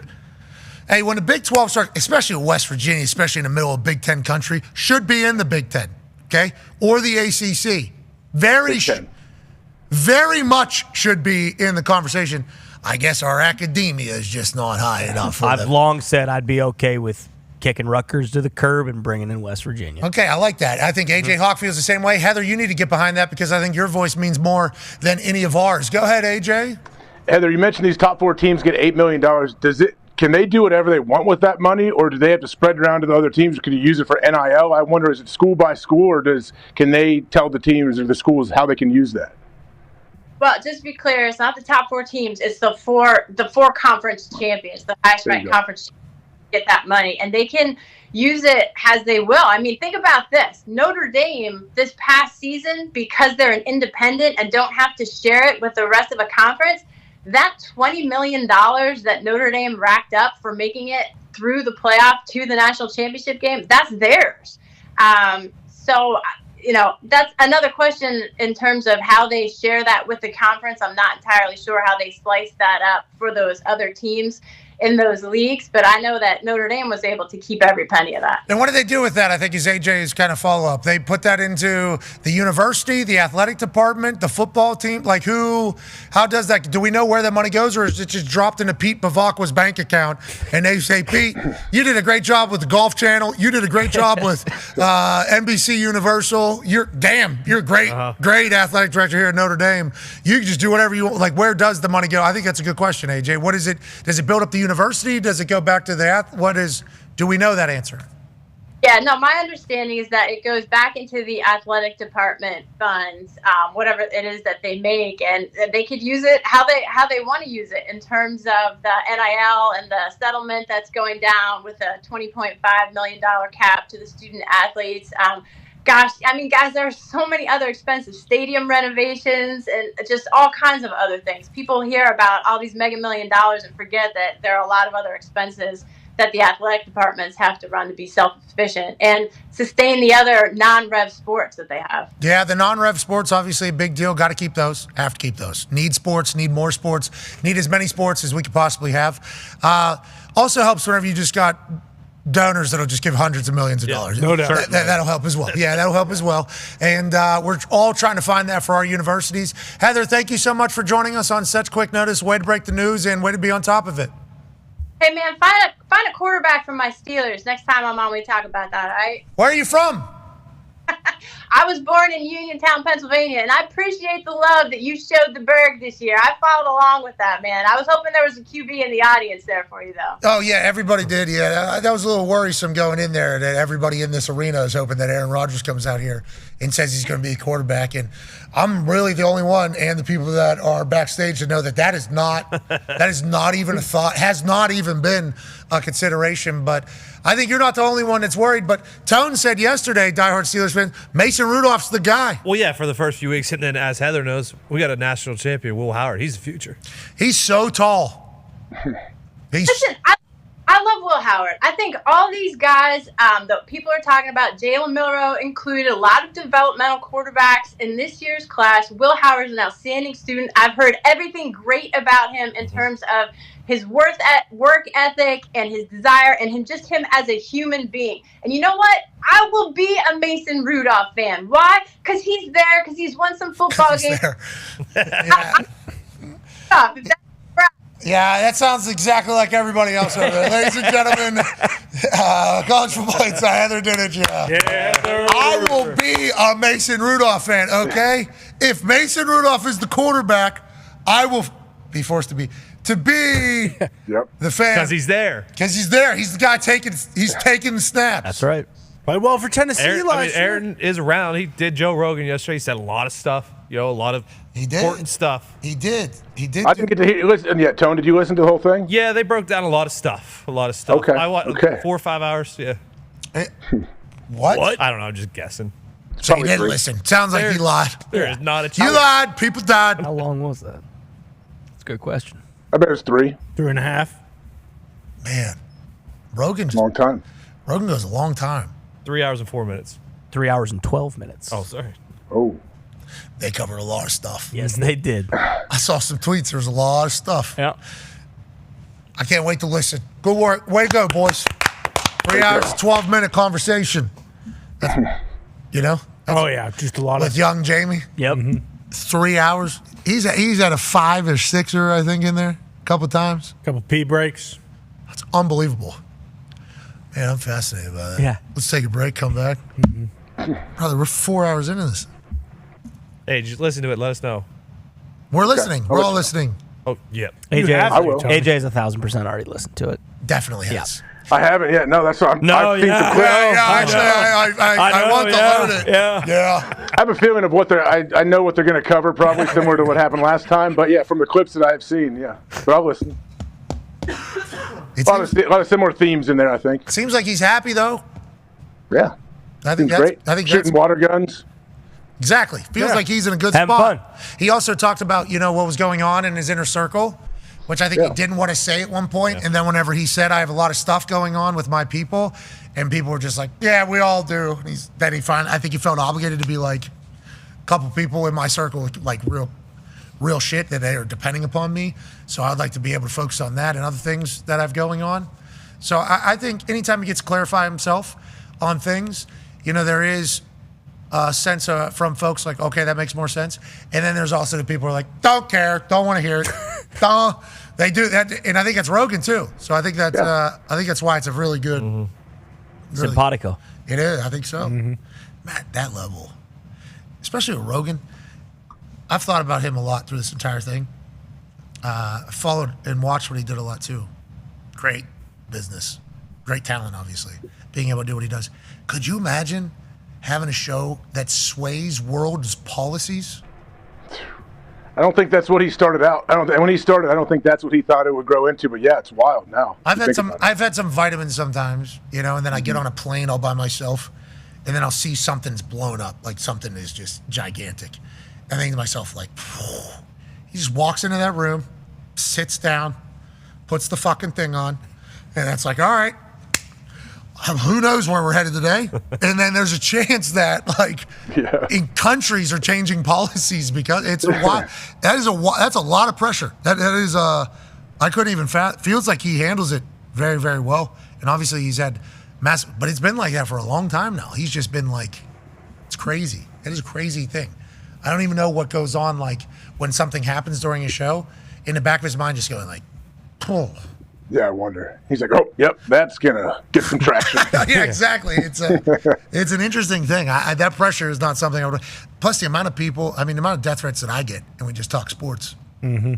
You know, I couldn't even imagine if you oppose their political opinion. Yeah, support the other. Yeah, or provided evidence Yeah. against somebody else. It's like those people get so mad. The political people, they get so fucking mad. And I understand because they're saving the world in their eyes. Yeah. And I think what happens is they don't understand that there's a complete other side that thinks they're saving the world too. Yep. So if you got two people that are saving the world that view the same exact thing from the complete opposite way, and you both exist forever, I don't know if you're gonna ever. Nope. So are you yelling at a wall? Kind of. A bit, yeah. But we appreciate people doing it. Thank you. Somebody's got to do it. Somebody's got to do it. Yeah, you're right. We appreciate people doing it, but that seems like a very unfulfilling. Because there's never, Trying to win, constantly trying to win, but do you really ever win? I don't think so. I don't know. No. I don't know. It feels like every once in a while there's a big win for somebody, and then you scroll a little bit, and it's like, nope, actually, complete opposite. It's like, Jesus, you guys are never going to agree on anything over there. Ever. For us, good game happens, like last night, Pacers Knicks. I think everybody in sports world was like, that was a good game. Yeah. Knicks fans were like, that was a good game. Yep. We all had a moment last night. Yeah. All of us had that was awesome, Needed it here in Indianapolis, too, with the loss of Jim happening, at the beginning of that. So it was magic. I think it was a magical night sports provide. And I don't know if I didn't get a chance to because all the sports were happening. And literally the Stars and Oilers coming back. It's that was a great game. I didn't get a chance to check out what was going on in the political world yesterday. Did they get along? Did they have Yesterday they did, actually. Did they have it? Really? Yeah. Oh. Yeah. Watershed moment. I'm sure they did. They put their swords down for a second. Yeah. I like that. Yep. Mm-hmm. Did they Who's really? they? Yeah. About 3. I don't know how many parties there are. Everybody? Feels like there is 2 distinct ones, and I know that is talked about. Feels like a majority of people here, though. Feels like majority of people here. But these ones real chirpy. Mm-hmm. Oh, yeah. These ones are the most chirpy. They're loud. Because they're the ones that are, we're for the cause, this is what you need to, and they're kind of feeling like they're giving the marching orders almost. Oh, yeah. For the people that are on the outer side. The peripheries. The peripheries of that thing. So the ones that are in the periphery looking outside going, how am I supposed to do? How am I supposed to feel about this? And then the ones on the outside, we got you. Fuck them. Yep. No, it's us. And then it's most, you know what I mean? And then these ones are the loudest because I think they're setting the tone for everybody. And then everybody just kind of filters in here man, that's loud out there. And then you just get whew. And then you drift out. What's going on? And you come back in. And then what's going on? Oh, my God. You guys are never going to agree on it. No. Feels like there's a fundamental disagreement here. You reminded me, and thank you for reminding me, while Aaron was on Rogan talking about change, Mason Rudolph was in the Oval Office actually instituting change. Okay. Mason Rudolph was there. That's true. Mason Rudolph. Was he really? Yeah. Last week. Yeah. Mandatory goatees. Maybe it was this week. Yeah. Could you imagine Trump with a goatee? Oh. President Trump with a goatee. Especially a jet black one like Mason Rudolph's got. He should. Good luck over there. Thank you guys for saving the world. Absolutely. Yeah, thank you. Appreciate Somebody's it. got to do it. Somebody has to. A lot of people have to do it, I guess. But I'm thankful I'm not in that world. How about whenever they were talking about Stephen A. running for president? And he was like, I'm thinking about it. You should. Yeah. I'm like, really? Definitely. Good idea. Boy. That's real life over there, brother. This is real. Obviously, sports are awesome. And people get very personal. And people get very pissed off over here. People call you terrible things in the sports world. I'm learning it's more toxic than I thought it was going to be. Sure. I'm learning. Yeah. It's a little bit more toxic. It is unifying. Sports are the most unifying. Last night I saw a high five happen between 2 different cultures. Clearly did not. Also, group was next to high five, celebration, hug, everybody coming together. I think sports have that. But in the sports media world, sports talk world, boy, it gets a little toxic out there. Because if you don't like somebody's team, you took a shot directly at me. Mm-hmm. I had Colts fans. Yeah. Saying terrible things about me this year because I just didn't, appreciate the way things were being handled over there by the locker room, which I still have hope for, though. They're going to turn it around. I didn't expect how toxic it gets and how mean people can be because they take it very personally, which I respect, which is why sports are as great as it is. But in the politics world, it's like everything is personal. Like, everything. Yeah. I guess Stephen A. is built for it. I guess he'd be built for it. No doubt. Yeah. But has anybody told him, like, bro, I don't know. This doesn't sound like a fun time. Has anybody said, like, hey, I don't know if it's a fun time? Has anybody said that? Maybe. I would assume that. You Someone think? told him. I hope so. Yeah, but some people But like maybe he living, loves it. living Yeah, out there. Yeah, some people, that's what they thrive in that energy, I think. You're right. We need people that do love that. Like, you can tell President Trump loves it. Like, all right, I can take it on the shins. Whatever you do to me, I am. And you need people that are like that. Obviously, I think President Barack Obama was similar, was able to just continue to do his things. And you look at the people that get to the top, just kind of move, and you just get battering rammed in the shin on everything. You just got to have no personal feelings, basically. You, like, anything anybody says to me is not personal, even though it is very personal. Everything's. I don't have that ability. Even like Outkick would dance with politics heavily, and I'm like, oh, man, people got to be so mad at you all the time. I think it's because they do both sides. All right. That's good delivery, Tom. Good delivery. Yes, it was. That was really good, actually.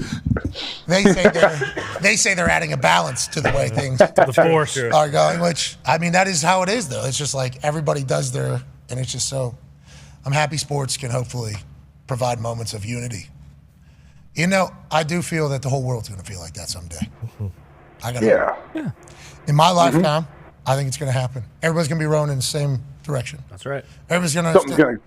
Something's going to cause that. Something has to bring us all together. What can bring us all together? Everybody's going to go shake everybody's hands. World Cup. Yeah, mass destruction. World Cup. No. Yeah, mass destruction. A huge. No, we're talking World Cup, brother. Geographical event. Like CONCAFA, something like that. I could see Argentina and Brazil coming together. Maybe a big TST win. Yeah. That'll do it. Big TST win. That'll do it. Potentially bring some people together. We'll be there. I can't wait. Yes. That's a bicycle kick for a goal. I want to see a bicycle kick. We will have boots on the ground. Bingo. At TST. All of them. Yeah, all the boots that'll be there will be on the ground. Yep. 10 toes down. That's right. You've been working on your dismantling of referees' mindsets? I got some new boots that I'm definitely not going to use them at the tournament, but they are phenomenal. They're red? Yeah, but do you have any new sayings for these refs? Oh, I'm always fucking ready. The refs are going to see the new boots and be like, yeah. Oh, shit, I might go boots. Might wear boots to coach this Do you year, have red boots? The boys have a good question. They do have a nice red tongue on them, yes. Love that. Red boots. They're the Jude Bellinghams. They're brand new. They're unbelievable. Oh, Jude By the way, the Dudes, Bellinghams out there, especially if they got a sweet hint of red. Mm-hmm. Him and the coaches of CONCAFA are going to be great at what they do. Oh, yeah. Stack lineup in our group this year. Yeah, you're going to kill it, though. You're in the group of death? Wrexham's out there. Could argue. I mean, Atletico. We got a good group. Who are we playing first? We got Wrexham and Bournemouth in our group. Yeah, Bournemouth's really good. They had a professional player on their team. Yeah. The Bourne boys. Matt Ritchie. I don't think he'll be out there. They have Richie playing? Well, Richie signed a he's still under contract. contract with Portsmouth till next season, so we'll see about that. So I don't know if TST's in $1 million tournament are just going to let a pro We're just play. signing pros now. Is that okay? We want Lou Messi Boom. Yeah. on CONCAFA. Heard he has interest.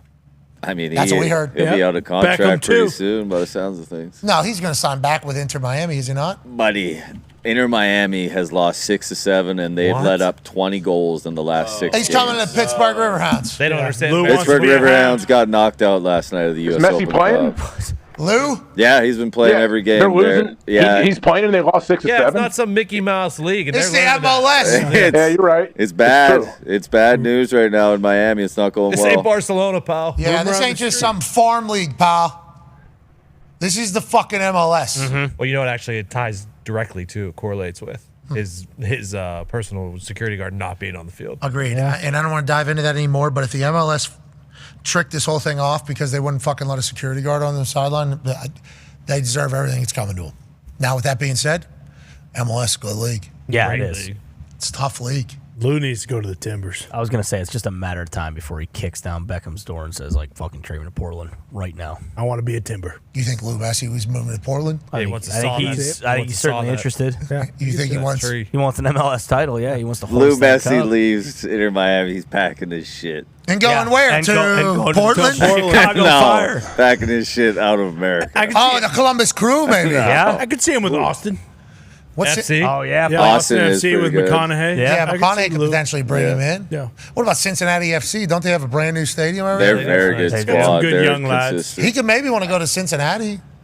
I think he'll eventually stay. He just seems very pissed off right now. Well, that's because the team stinks and his security guard's not a lot better. I could see him leading the Revolution.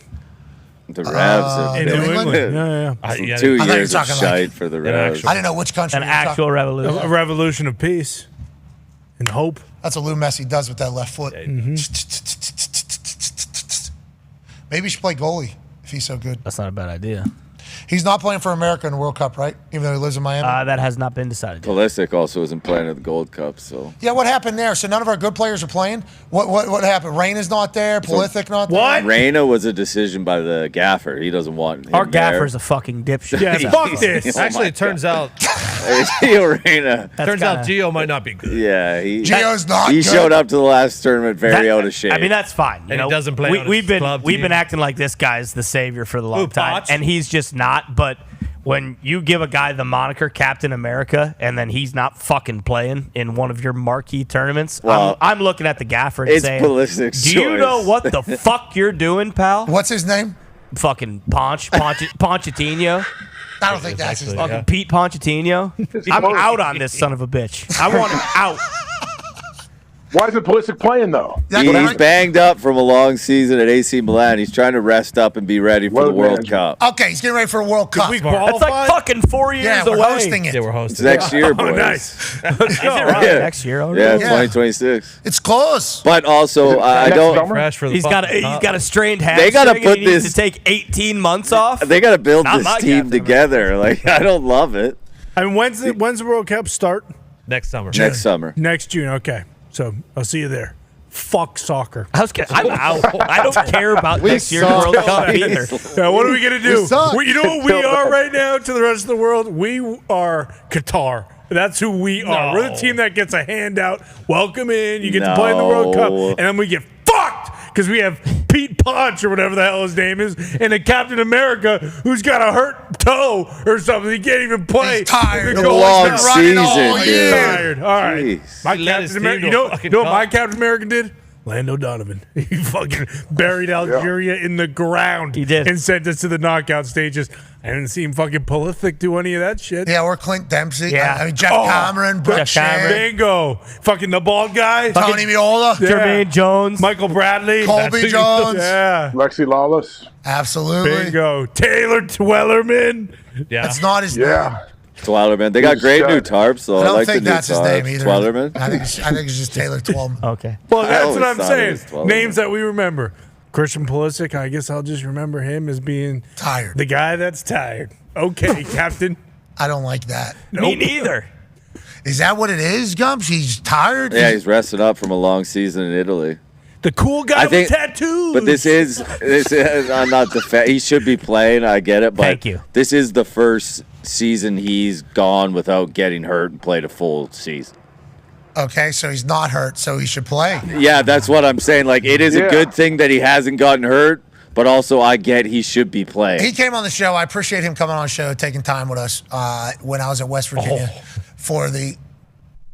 I forgot about that. Yeah.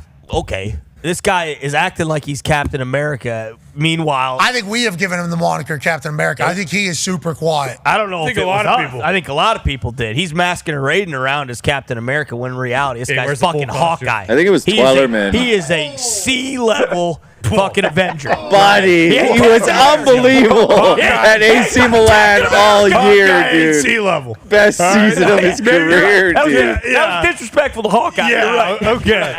Yeah. Fucking.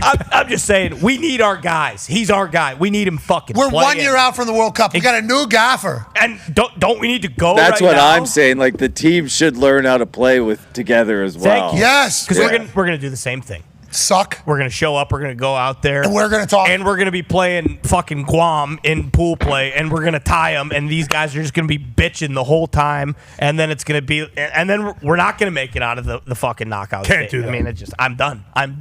So the problem, I think the biggest problem for us is we talk every time as if we are going to win a World Cup. That's my expectation. So we kind of. We're America. Exactly. Yeah, We got a big country, a lot of people.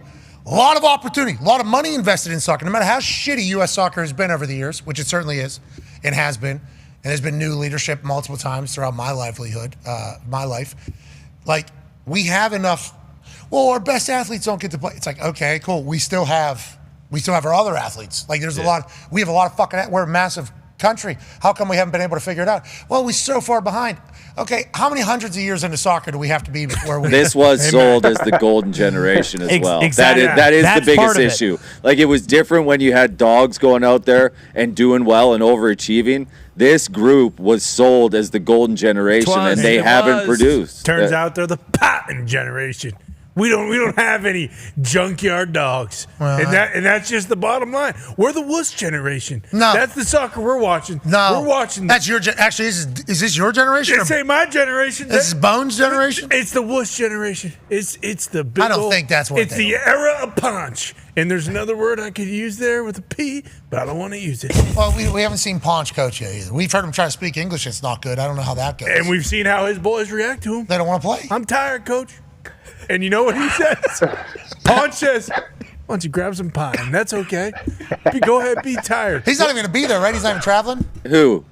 Pulisic? Yeah. No, he's out. Not even going to be with the lads. He's out. That's what I say. It's not right. It's not good. Oh, no. He's out. Wait, Gump, though, is Prolific, is he going to sit out for the next 12 months and rest up for the World Cup? I would assume there's 15 more tournaments to play in that he's going to. Yeah, he's just taking the summer off. I'm okay with it.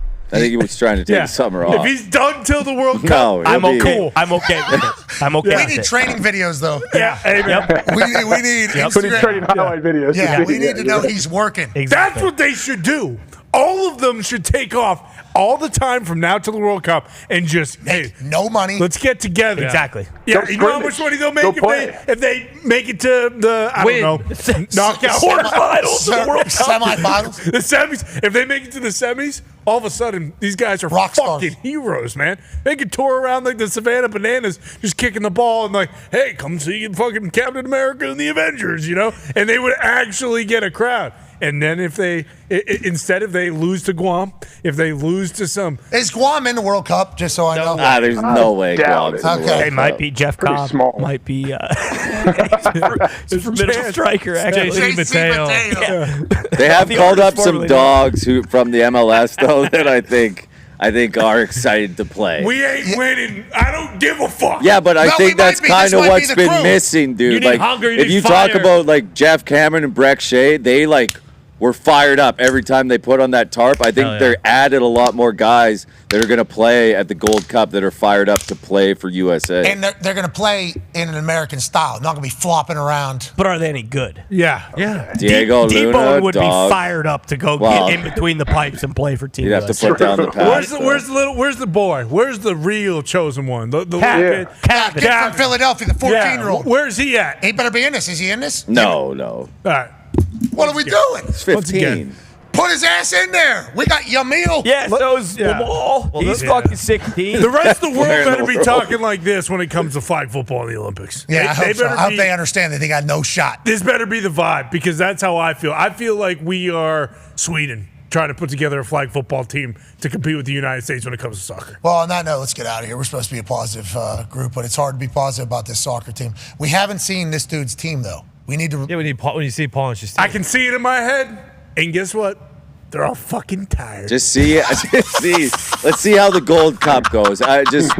Just wait and see how the Gold Cup goes. If the Gold Cup is shit, then you can say, Paunch, you've had enough. Are you eating But either popcorn? way, he's getting the our World best Cup. player doesn't want to fucking play. You're eating popcorn from yesterday? Is that... It's got so much You want to butter. hear something? So much salt. Here's something funny. Yeah? Guam was actually the first country in the entire world to be eliminated from this World Cup. Of course. They were eliminated.